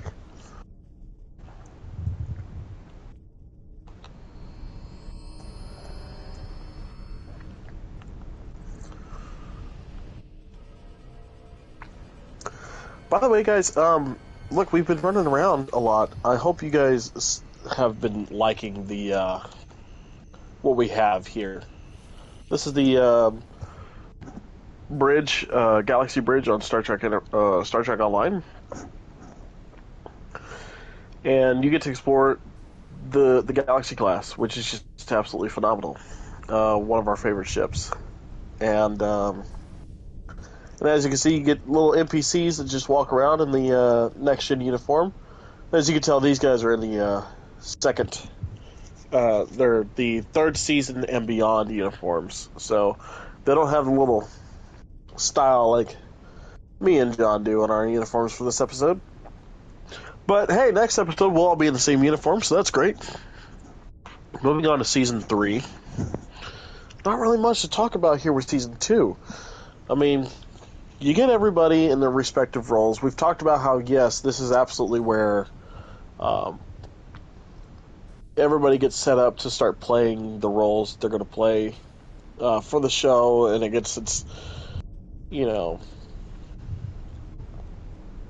runtime, but everything starts to look, correct for the show. But, not really too interesting. I mean, personally, my favorite season is probably season 4 or 5. You come in and the show's got it, it's been running for a little bit. It knows where it's going, and we're getting to see a lot of the Borg. We're getting to see a lot of the other alien species that TNG gives us, and so I'm real excited for those episodes. Real excited to get into the Borg as a villain. Personally, my favorite villain in Star Trek has got to be the Klingons. But of course, they become friend. So you gotta find a new one, and the second best is the Borg. I mean, you don't get any better than that. It doesn't get. Excuse me.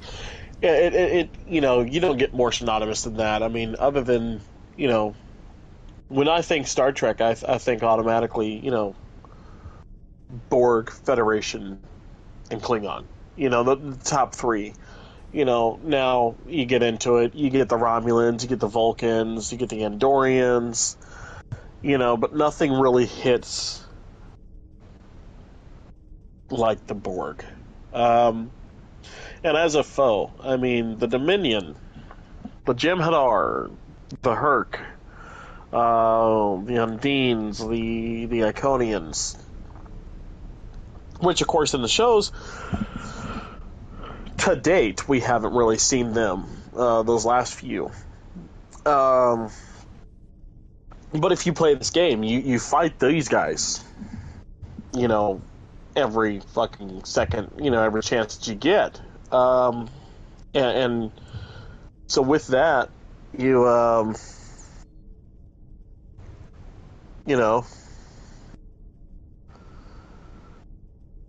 going to count them, but, even still, as no one just gets, under my skin as good as the Borg do. I think, and that's what makes them a really good villain. Because, God, you just love to fucking hate them. You really do. I mean, it comes down to it. No one likes the Borg. Nobody. I got on this game and I started thinking about the Borg that are good guys. In this game you have the cooperative, the Borg cooperative. Unlike the Borg collective, the cooperative are no longer with the collective. They are Borg for good. They work with the Federation.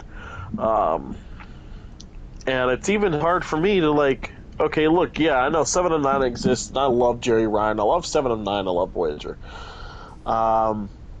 However, that's different. You know, that's a whole ship of Borg.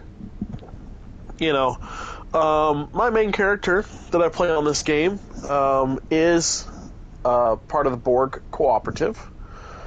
He's got a assimilated Excelsior class. But, you know, I did that for fun. You know, like I said, I love the look of the Borg. I really do. But it was hard for me to accept the cooperative at first, you know, because I want to hate them so much. I really do. There's a spoiler alerts for the game as you guys are watching with us. You know, there's an episode or a mission on here where we get turned into Borg. And you know, that was a fun episode for me. You know, like I said, I'm very much a TOS, you know, Stan, you guys have heard me many times on this podcast. But I gotta say, as much as I hate the Klingons, you know, or I love them as enemies, the Borg, you know, I think they even outdo the Klingons for me, you know, in some ways.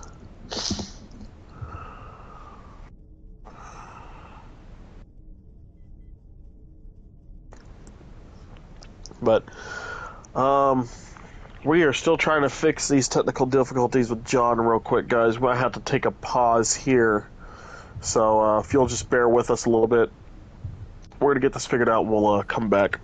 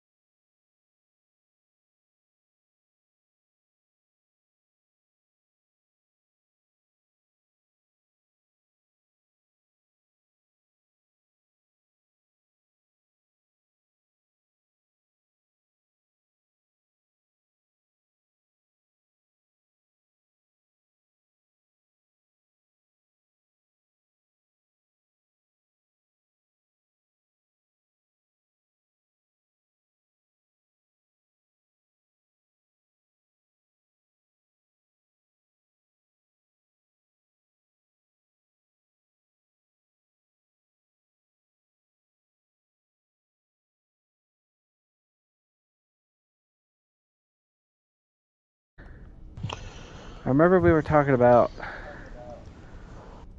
fan castings for Martok and Gowron. Yes.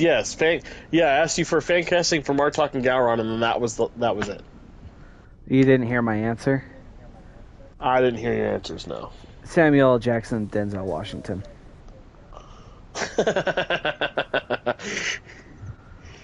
Those are some good ones. Those are the first two that came to mind. Yeah. Alright. Well, let's go ahead and unpause the live and we'll get to going. Yeah, no, we're good. We're going. Are we? Yeah. Just gotta give it a minute to load. Oh, there we go. Mine was still showing weird pause. I was like, what the fuck? Okay. That's because it's Samuel a few Jackson, minutes behind. Denzel Washington. Yeah. Gotcha. I'm not gonna lie. I was gonna go with David Ramsey from Martok, the guy that played Diggle on Arrow. Right. For Gowron,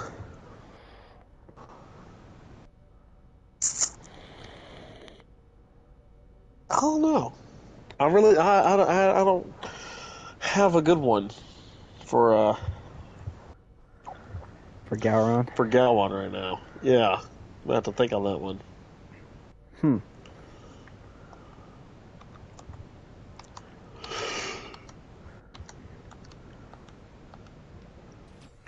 Ugh.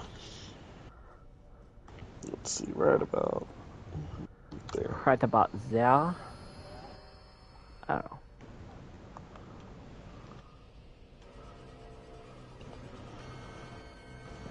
You know, this Genesis device looks really cool. I got a flower up my ass.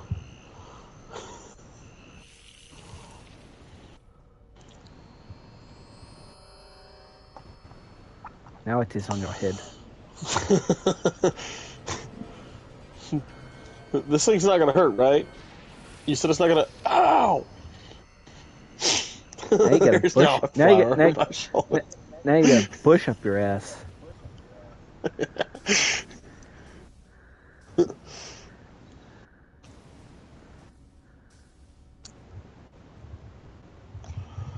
Oh, just look at that view. So fucking beautiful. Oh, indeed.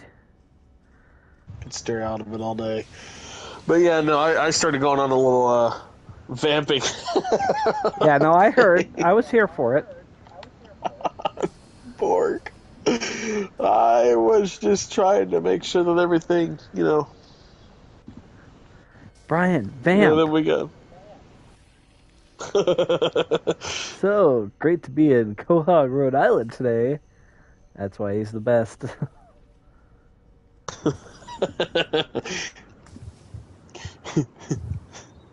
Boo! Get off the stage! Rightfully so.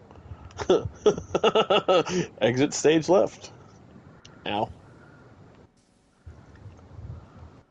I feel like I've been called into the principal's office. I know, right?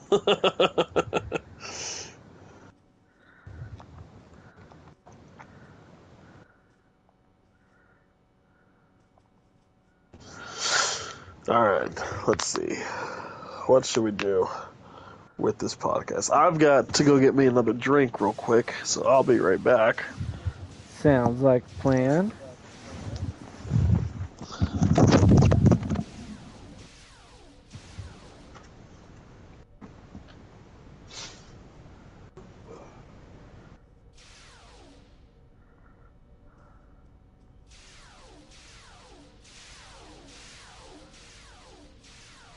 We're just shooting stuff.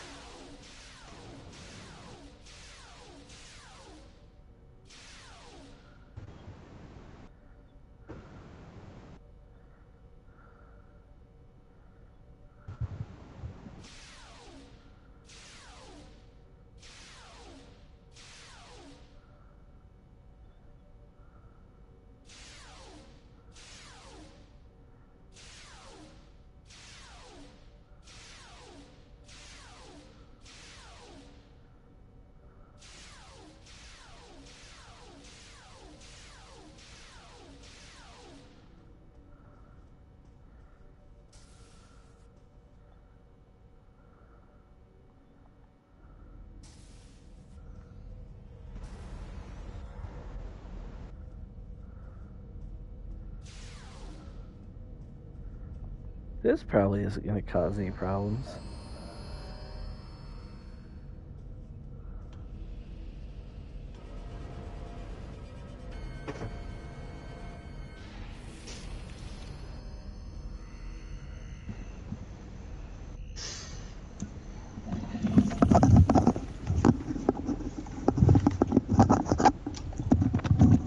Okay, I'm back. Okay. Got a question for you. What's your question? Any fictional character from anywhere, other than Star Trek, who would you bring to Star Trek and be... No. Which fictional show's characters would you give a run on the Enterprise, and where would you put them?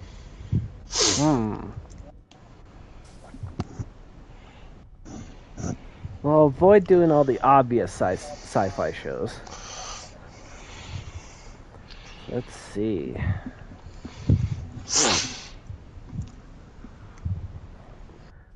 Oh, guys, he's thinking hard about this one. He ain't even left the turbo lift yet.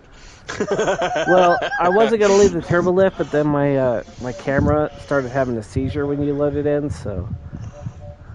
Oh, gotcha. Here, there's another turbo lift down here, I think. I mean, like I said, avoiding the obvious sci-fi shows. Yeah.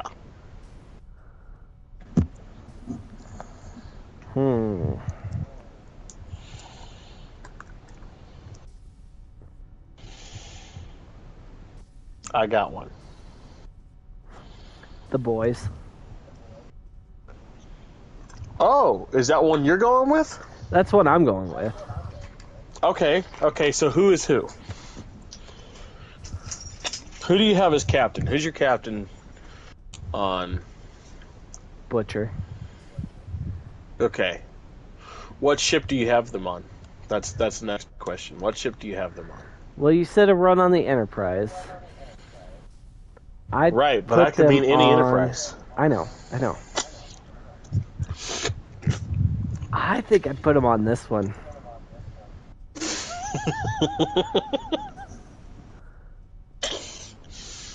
Okay, so you got Captain Billy Butcher flying the USS Enterprise D. Shit, fucking headphones, goddammit. Of course, MM is his first officer. Right, okay. Who's your chief engineer? Jack Quaid. Huey? You have Huey as your... Either that or Chief of Security. One of the two. Chief of Security... No, Chief of Security is Starlight. 100% Chief of Security is Starlight. Okay, no, I'll buy that one. Yeah. Yeah, if Billy Butcher's the captain, then Chief of Security's got to be Starlight, because she's ready to fuck shit up whenever. Then, yeah, Huey. Yeah, so Huey's your chief engineer? Okay, I see that. Either him or Frenchie. I'd put Frenchie there. Yeah, Frenchie. Yeah. Frenchie would be a better option. Yeah. Okay, medical officer. Who's your medical officer? Since we're in the medical room right now.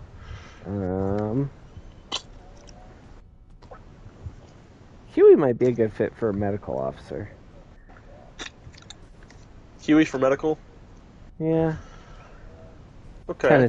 Tentatively. Until I think of someone better. Yeah. Until you bring it up. Let's see. I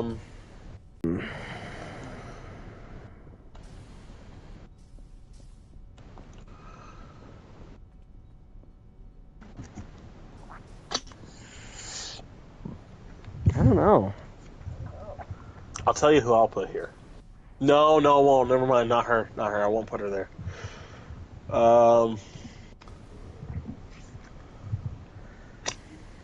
Now, again, we could bring in the bad guys, or the 7 on this, and put them in places, too. Okay. Because, like, no powers, no animosity, no hatred between these guys. They're all one big happy crew. They're in Star Trek, right? Right, so we can mix and match. So probably the Deep or A-Train. A-Train's a solid choice. No, I like the Deep though. Like I laugh about it because it's funny. Just to imagine him getting a bitch into the fucking deal, you know? Like Right. Sulu for the original series, Sulu was a main fucking character and he was necessary. But I feel like on the Enterprise D, the helmsman changed just so goddamn much. We never even get a name for any of them. Like yeah, they after switched, Geordi, they switched from going through chief engineers like Candy to going through helm officers like Candy. Yeah. So to have the Deep there is just fucking hilarious to me. It's like, how do you get any lines per episode? Like I could just see him bitching about it. The Deep bitching about it. But yeah, no, just because he always gets the bitch into the deal. Exactly. No, that's perfect. Even when he joined that cult thing or whatever. Ship's counselor. This is where I have Frenchie's girlfriend. I have Frenchie's girlfriend as Ship's counselor. She sits there and she doesn't really talk much, but she tells you like it is. But she's there to listen to you whenever you need to talk. Yeah, I forget her name. God damn it. I did too, so I was like Frenchie's girlfriend. Right.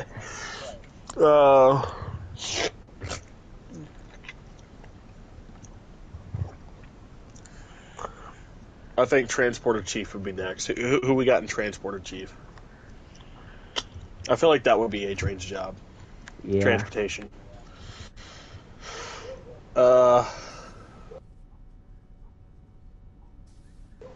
Let's see. Where am I gonna put Homelander? I want to give Homelander like a bitch job too.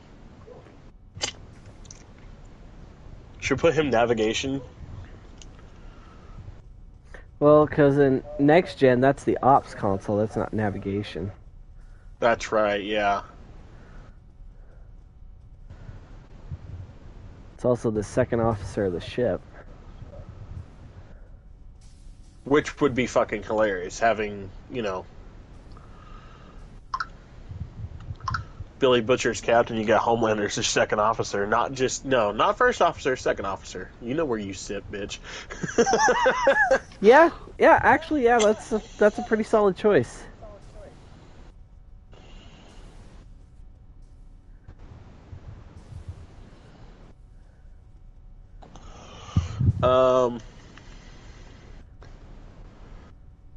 Let's see.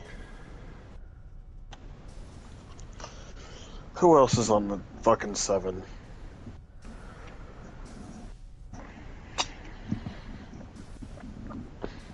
Oh, what's that annoying Ashley, the annoying bitch that where are we gonna put her?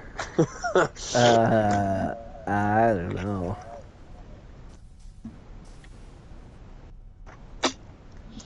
She gets to be Natasha Yar. I was thinking like diplomatic relations or something. Diplomatic relations. You get one episode, you get 3 lines this episode, that's all you get, we'll never see you again. Right.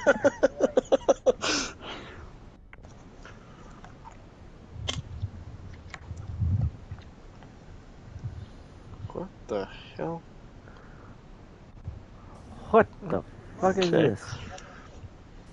Sorry, one of my hairs fell on me and it scared the fuck out of me for a second. What the hell? What the hell?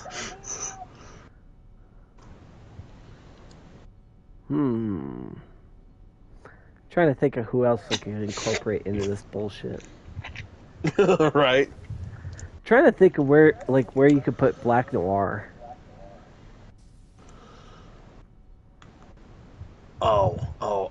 Tactical officer. Doesn't really get any lines. He's not very much different from the security officer, which is Starlight, but he's in charge of weapons, because Black Noir knows how to fuck people up. Good point. Yeah. Now, here's the real question. Here's the real question. Where would you put Soldier Boy? Soldier Boy is a Klingon. Soldier Boy is 100% a Klingon on a Burrell class Klingon bird of prey, and he's there to he's the Klingon, like him and I would Gunpowder think like are the he kind Klingon of gives equivalents me of the a sisters. season 1 Beckett Mariner from Lower Decks vibe. Okay. You haven't seen Lower Decks. I forget about that. That's right. Yeah. Yeah. But he would be like the legend on the Lower Decks.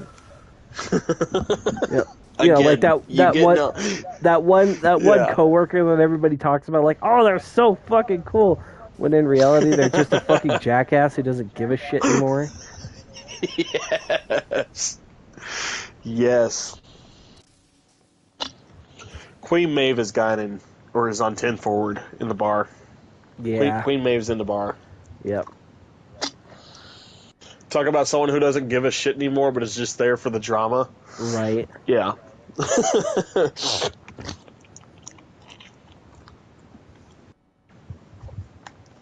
Trying to think. Who else?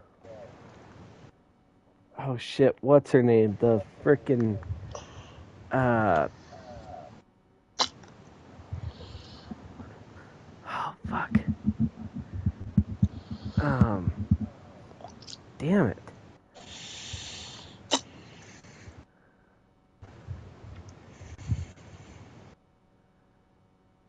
The frickin' USA chick. Oh, I know who you're talking about. Oh, son of a bitch, I can't remember her name. God the damn hot it. one. But, yeah, I know exactly who you're talking about. Let's see.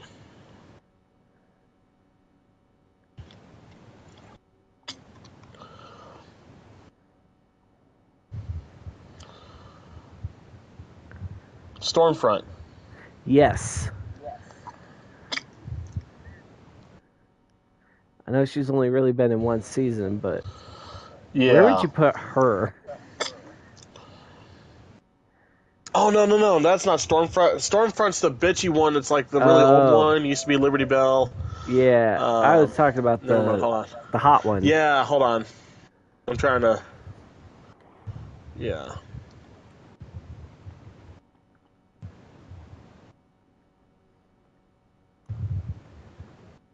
No, that's...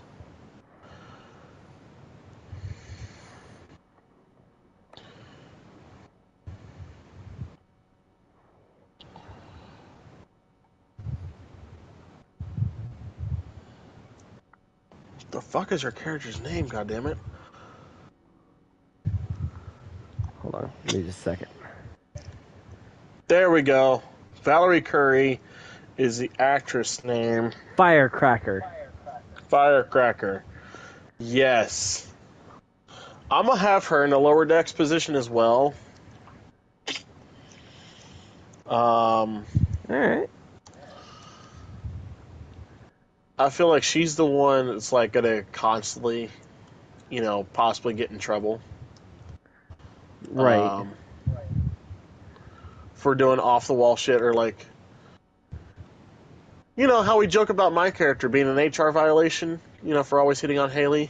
Yeah. She's going to be the HR violation for just, off the wall comments, out of pocket shit. Fair enough. Yeah, because she says some out of pocket shit on the boys. I feel like we're going to transfer that over character wise. Fair enough. And she's going to be she's going to be the walking HR violation on the lower decks. Get a couple episodes with her. You find HR.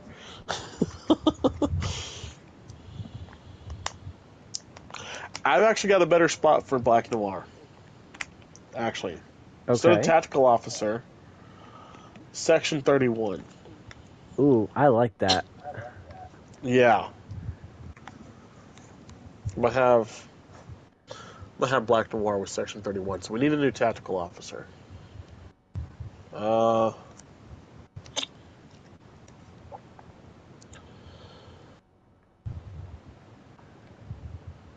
Maybe Lamplighter as the tactical officer?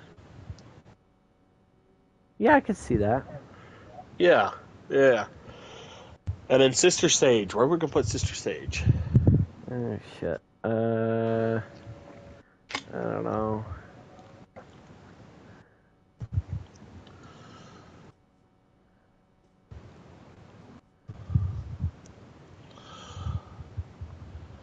For those of you watching, you guys can play this game with us. We're putting the boys on the USS Enterprise D. You can put them anywhere. We're looking for Sister Sage. Well, you know what? Ship's librarian. Because while the computer plays technically the library, somebody's got to be in charge of making sure everything on the library, the ship's computer is up to date and valid while they're out. Because they can't just, because, you can dock in at a Starfleet, base or Federation base and update your computer for what you missed, while you're, bouncing around or whatever. You got to make sure someone knows how to do that. I'm going to put ship's librarian, computer technician, that kind of role. Sure. For Sister Sage. Yeah.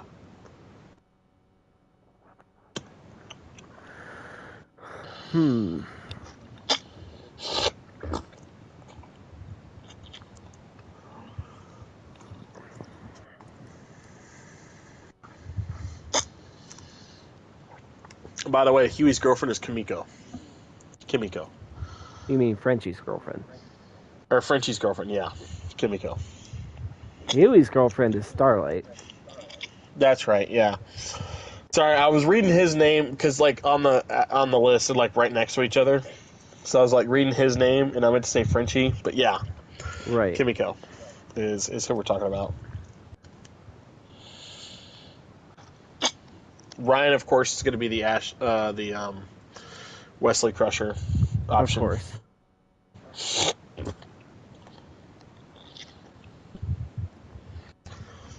Ooh, where do we put Translucent? I know Translucent's technically dead by the first season, but where do we put him? Oh, I want to put that motherfucker somewhere stupid.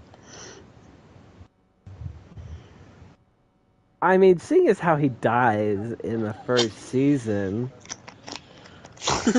I think you see where I'm going with this.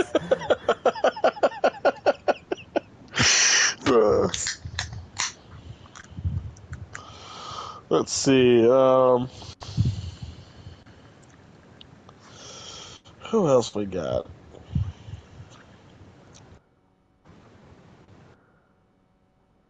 Pop Claw, A-Train's girlfriend. Ooh.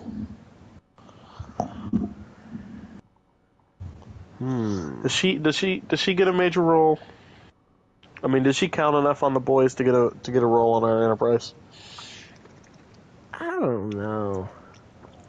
That's a tough one.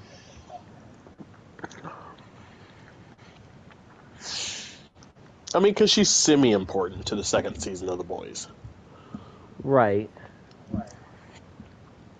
So I think semi-important. We don't have a transporter chief, do we? No. No. We'll put her there. Pop Call is the transporter chief.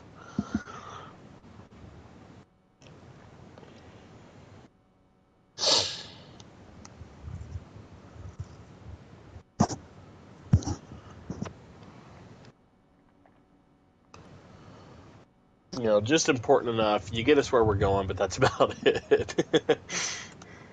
You'll get a more important role in a different show, in a couple of years. Right.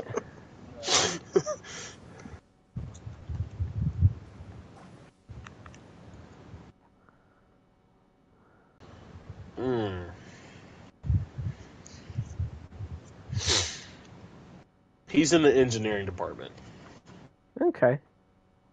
Yeah. Yeah, he's got to be down in the engineering department. He's kind of like Soldier Boy, Fair He's enough. down there. We know he exists. He's there in couple episodes, but he's only a legend because he's got that I don't give a fuck attitude. Everybody thinks so cool. Right.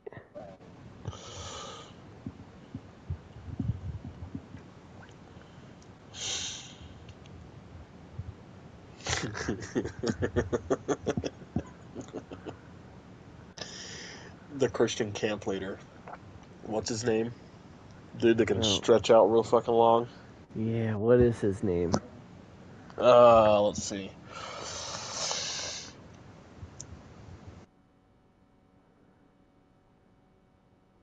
He was only in like a couple of episodes, wasn't he? Yeah. Oh, shit. Looking on the cast list, I'm not seeing him.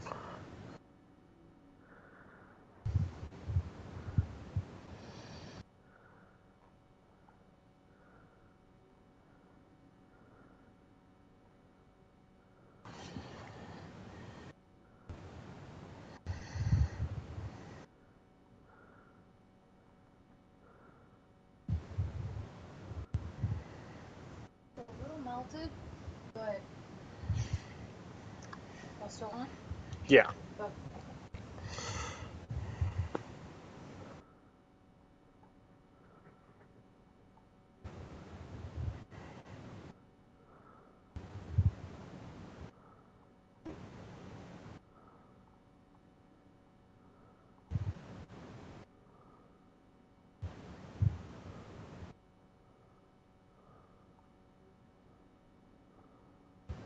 Ow, fuck.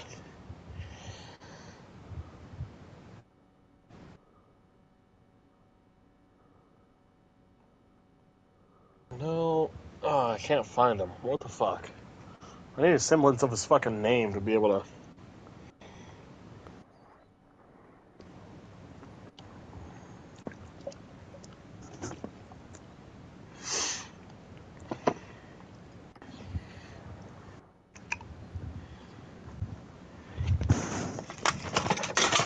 Okay, hold on.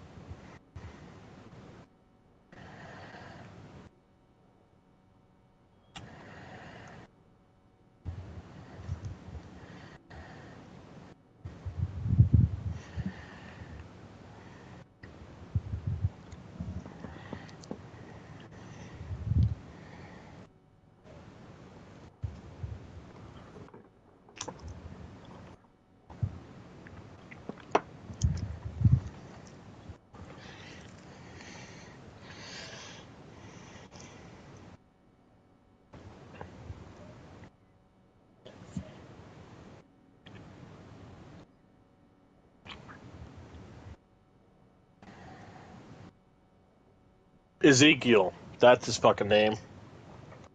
Yeah.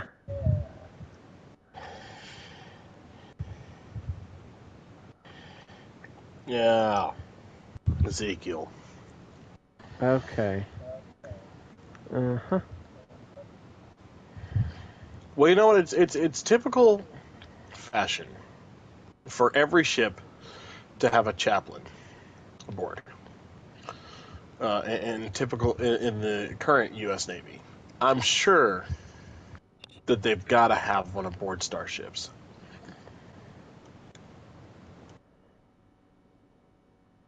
I mean, Right. got to. So I think I put him in the chaplain spot. Fair enough. Yeah. All right, you ready for my fucked up Enterprise crew? Oh, Lord. It's an animated show. And the longest running show in television history, both animated and live action. I think I know where you're going with this. And I don't like it.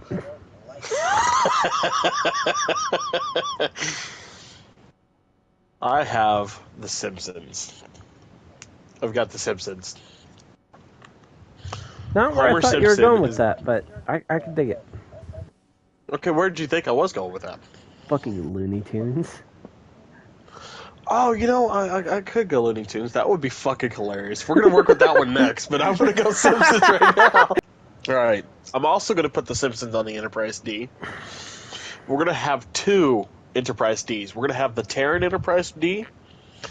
We're going to have the regular Enterprise D.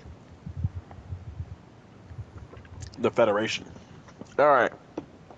For the Federation Enterprise D, title character Homer Simpson is going to be our chief engineer. And I'll tell you why. While he actually does fucking nothing in his job as a nuclear power plant engineer and safety inspector, he somehow escapes by without the power plant ever blowing up.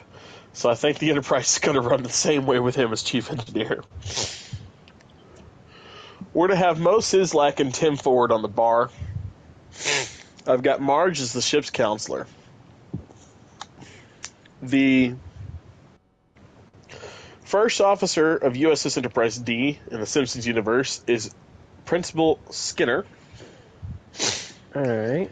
While the captain is Superintendent Chalmers. I'm going to put... The doctor is going to be Dr. Hibbert, of course. With Season 2, Doctor Replacement being Dr. Nick. Hello, everybody. Let's see. Our security officer is going to be Chief Wiggum. Our tactical officer is going to be Lou. Helmsman of the ship is that other cop, Eddie, that's there every couple episodes. Transporter chief is going to be Apu. Krusty the Clown is going to be our ops officer. While Sideshow Bob is a lower deck security officer in charge of making sure guarding the brig. All right. And that's the regular Enterprise D crew. Now, the Terran Enterprise D crew, for captain, I have Maggie Simpson. First officer is Lisa. Tactical officer is Bart Simpson. Chief engineer, Nelson Muntz. Chief engineer, Martin Prince. Security officer, Nelson Muntz. Your doctor is going to be Ralph Wiggum. Jeez. And that's about as far as I can get. Oh, no. Transporter chief is Nelson. Or Milhouse. Yeah. Milhouse. And that's the Terran Enterprise D. Now, let's come back to this Looney Tunes thing you were talking about here for a second. Oh, boy.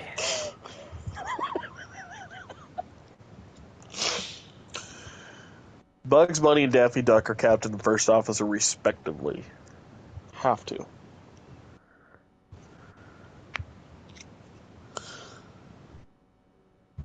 Who's our ops officer and second in charge? Second officer.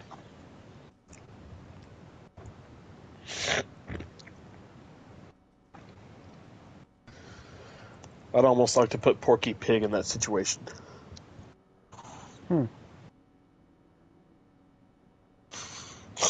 You know how fucked up that would be? No. Looney Tunes are on the original. Looney Tunes are on the original Enterprise, the original series Enterprise. Okay. The 1701. So yeah, our first officer is Daffy Duck. simultaneously our science officer. Bugs Bunny's our captain. Porky Pig is Sulu, it's navigation, or helmsman. Navigation,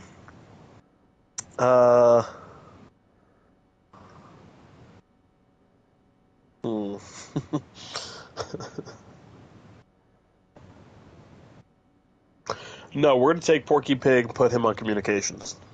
Just to fun. Porky Pig, the communications officer. Helmsman and navigation is Wile E. Coyote and Roadrunner, respectively. Oh, Jesus.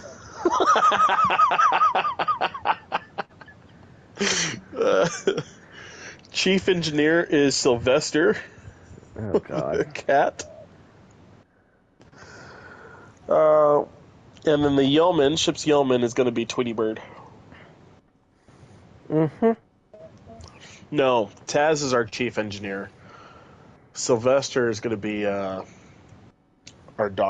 ship's doctor. Sylvester will be the ship's doctor, and we'll have Elmer Fudd as the nurse to the doctor. Yeah, that tracks. There's the 9 Looney Tunes running the fucking USS Enterprise. My God.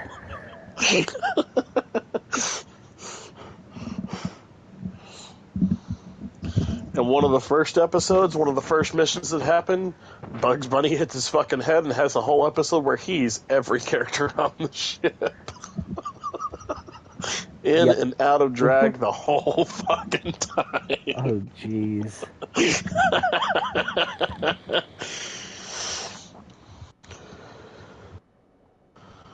And Lola Bunny is going to be the former captain, now admiral. Oh, God. Why does that make way too much sense? I could see it happening. That's the best part. Oh, my God. Right? I want to animate it, actually.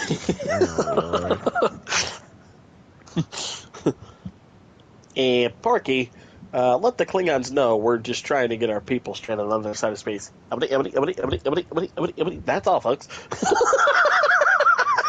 Oh, my God. Well, son of a gun. You thought I was going to say son of a bitch, Son of a bitch, didn't you? I like how he emphasizes the bitch. Yeah.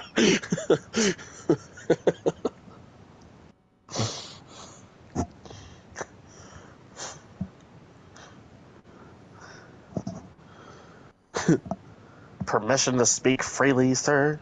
Yeah, always, Daffy. You're despicable. Yep. Doctor, nurse, get ready for an influx of patients suffering succotash. Yeah.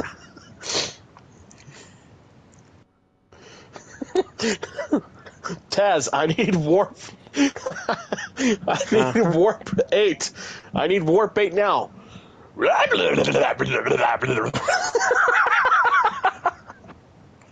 Uh-huh.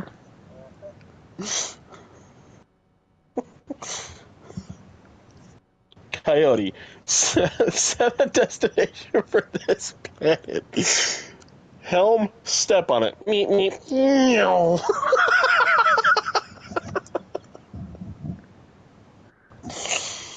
Oh, I think I'm getting drunk. Yeah, I would definitely say so. Well, hey, I can still make this Enterprise worse. Oh, Lord. The Animaniacs. Oh, jeez. You thought Looney Tunes were bad? Ugh.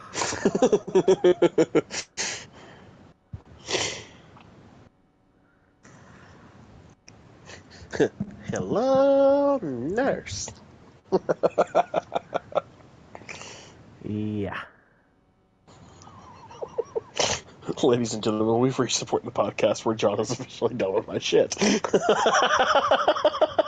Jesus Christ. I'm could be worse. Haley could be here. I'm just gonna sit at a table and think about all the choices in my life that have led me to this moment. I'm gonna ponder the meaning of life every here. single last one of them. More than likely.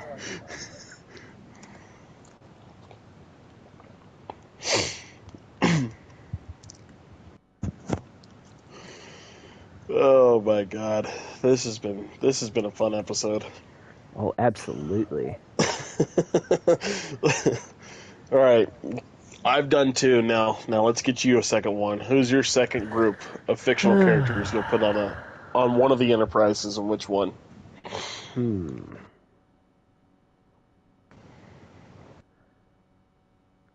Let me think here real quick.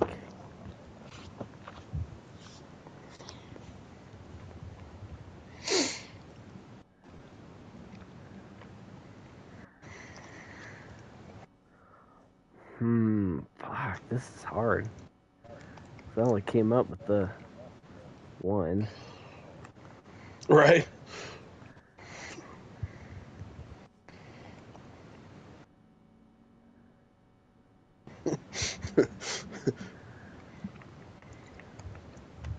Is it just me, or is the room starting to spin real fast? I'm just gonna lay down here for a minute. Bam! Just fall over.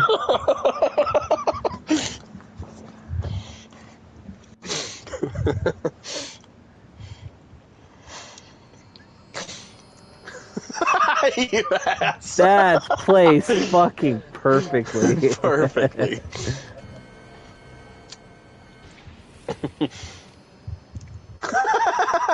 In the jungle, the mighty jungle, the cat is listo now. Anyway, back to the task at hand here. God damn. You think on that. I'm gonna head to the restroom real quick. I'll be right back. Yeah. It's probably a good idea.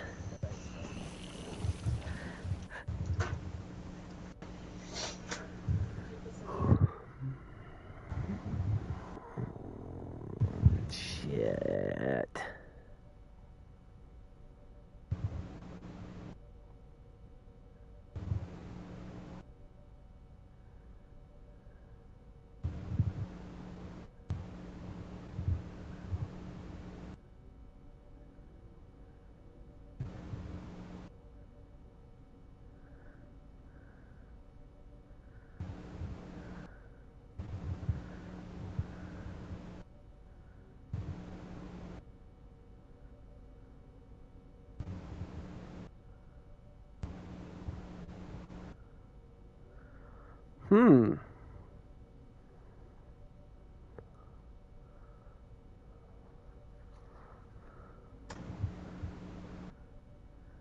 Damn it.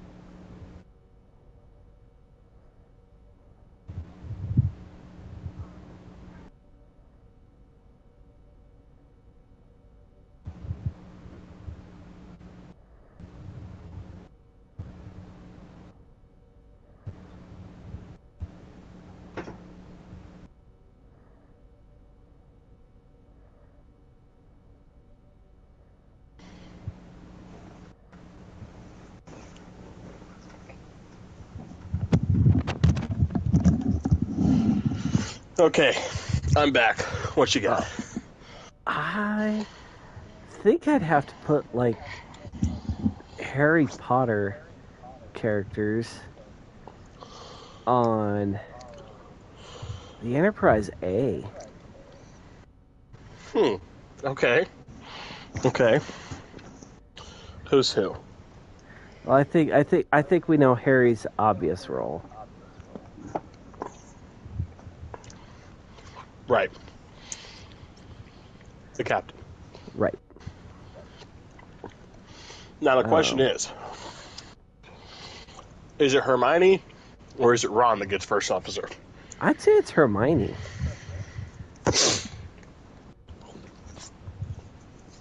Okay. To be quite honest with you. However, Ron would be like he would fill the position that like Chekhov had in those movies. Okay. Or as what more was of like Chekhov's position in this movie? I mean, technically he was more he was more like security and tactical. He was kind of like an all-around kind of guy. Yeah. Like he kind of did a little of everything with a focus on like weapons and tactical. Yeah.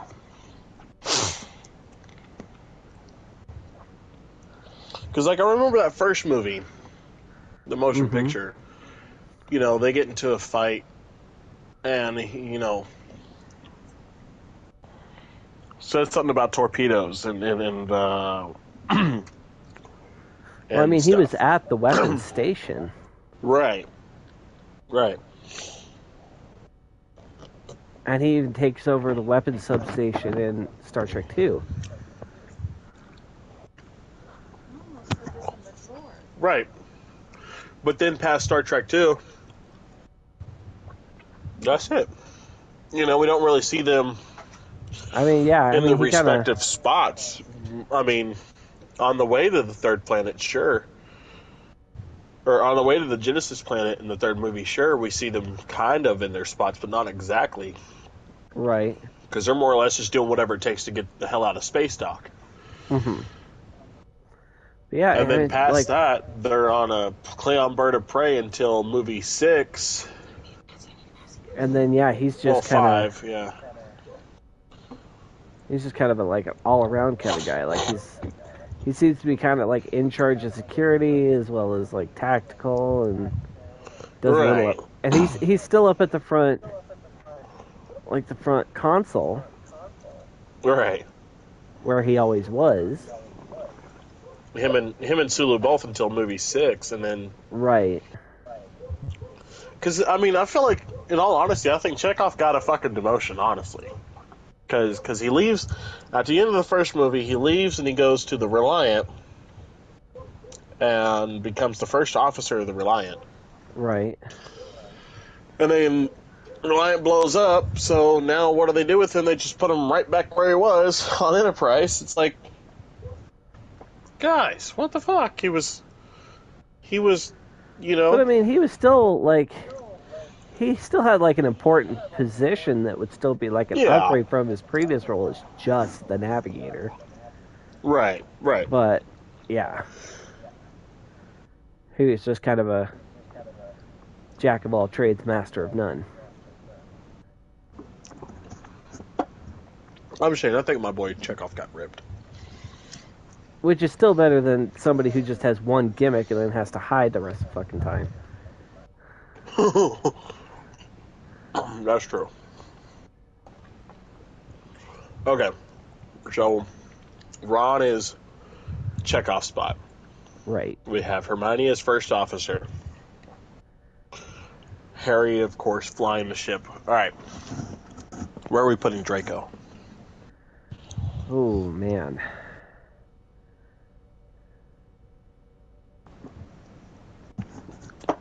Probably security and tactical. Well, no, because that's... yeah, that's... Sorry, I was thinking next gen for a minute. Right.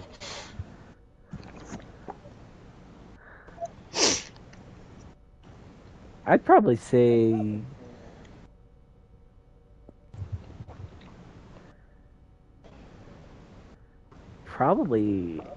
shit. I'd say engineering. Okay. What are you doing to my ship, Potter? My father will hear about this. And of course, Lucius Malfoy is, of course, the Admiral of Starfleet.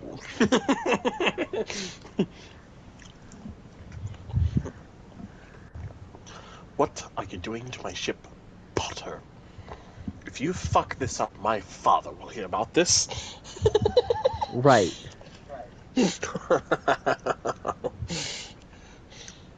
Kind of the reverse Carol Marcus. Something like that. From the Kelvin timeline. Yeah, pretty much.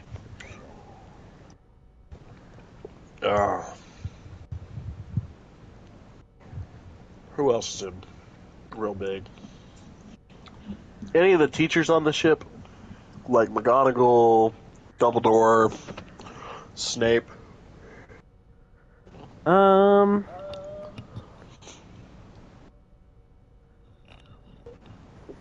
I don't think so. I mean, even like just thinking Fair about enough. it, I don't think they would be.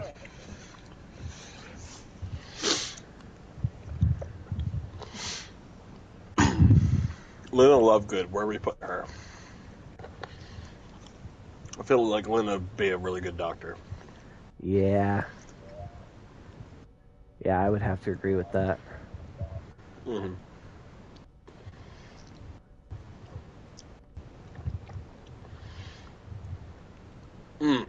I'll do you one better. Here we go. It's the professors, right, from Harry Potter. We're all on the NX class. Yeah, that tracks. Okay. Hear me out. Hagrid is Dr. Flox. Oh, Lord. I mean, it makes sense. Think about it. Hagrid's got a bunch of fucking animals, right, that he takes care of. A bunch of weird little and mythical Neville would have creatures and the Flox. communication spot, by the way. Oh, communications. Shit. As far as the kidship goes. Yeah, I was thinking Neville. Because even in movie 6, Uhura didn't really have much to do. That's very true. Hence why I choose Neville. Yeah. Hence why also in Galaxy Quest, one of our other beloved films, I have they one make up the job on joke, this I ship. have one job on this ship. It's Just to stupid, say, but I'm going to do it. Okay? do it. Yeah, sure. Yeah, no problem.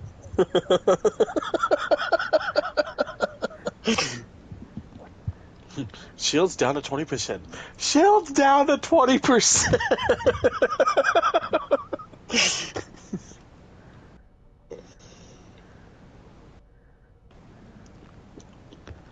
Oh, Sigourney Weaver in that movie is fucking hilarious. Oh, yeah. Now, let's see.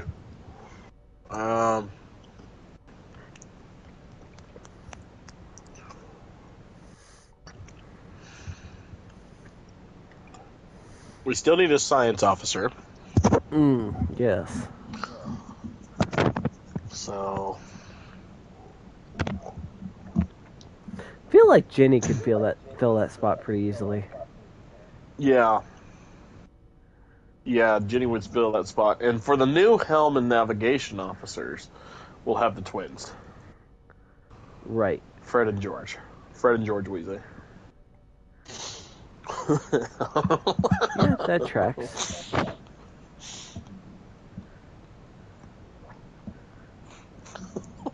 Could you imagine?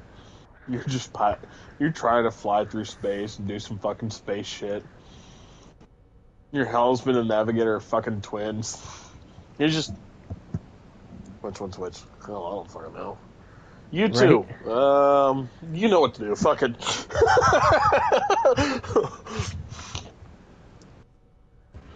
Why don't you cut your damn hair?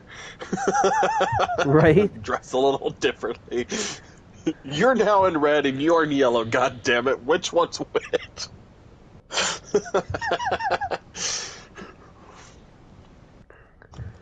Anyway, back to the teacher ship. Yeah, okay. Dumbledore, of course, is captain. McGonagall would be to Paul's position. Kind of science officer and second in command. Mm-hmm. Yeah. No. Now the question is, do we put Snape in Malcolm's spot or Tripp's spot? Ooh. I'd say Malcolm's spot.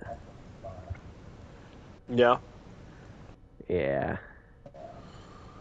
Okay. So now we need a chief engineer, a communications officer, and a helmsman.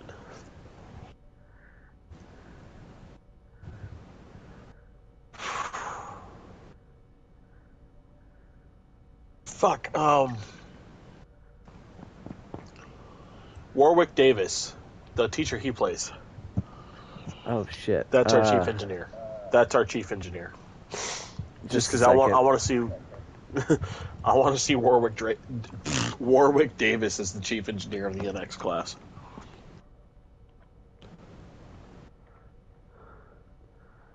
Yeah. I love Warwick Davis. Damn it. Now I can't remember.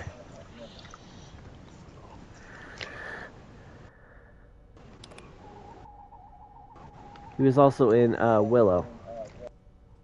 Mm-hmm. Shit, why can't I remember the name of his character? I know he was the potions guy. He was the potions teacher. I think. Flitwick. He was the charms teacher. Yeah, that's right. And remember to swish and flick. Flick. Wingardium Leviosa. It's Leviosa, not Leviosa. It's Leviosa.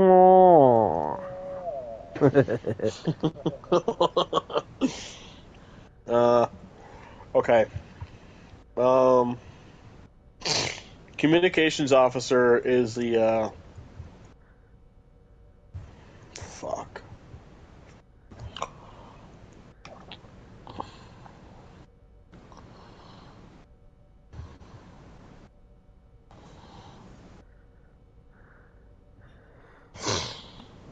Let's see.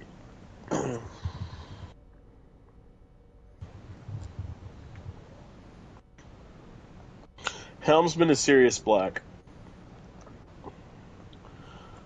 I'm gonna put Sirius Black as the helmsman. Are you going through and Fair enough. making random fandoms Star Trek now? Yes, we are. That's exactly what we're doing. And you're gonna fucking like it. I mean, I'm okay with this. I'm just confused as to why you're saying Sirius Black.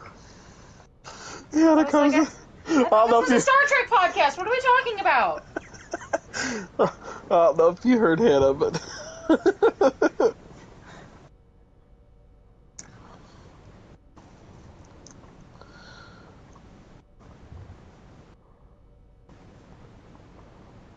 Oh, damn it.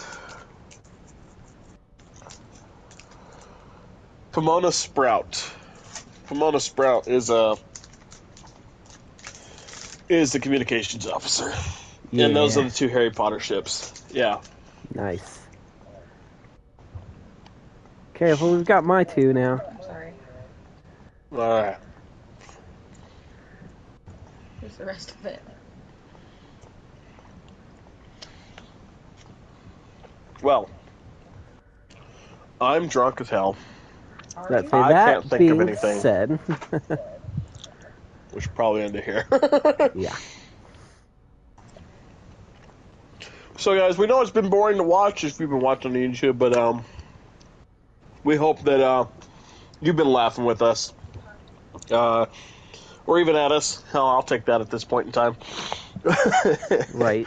We'll be back next Thursday with our regularly scheduled podcast stuff. Shenanigans and fuckery. Yeah. So.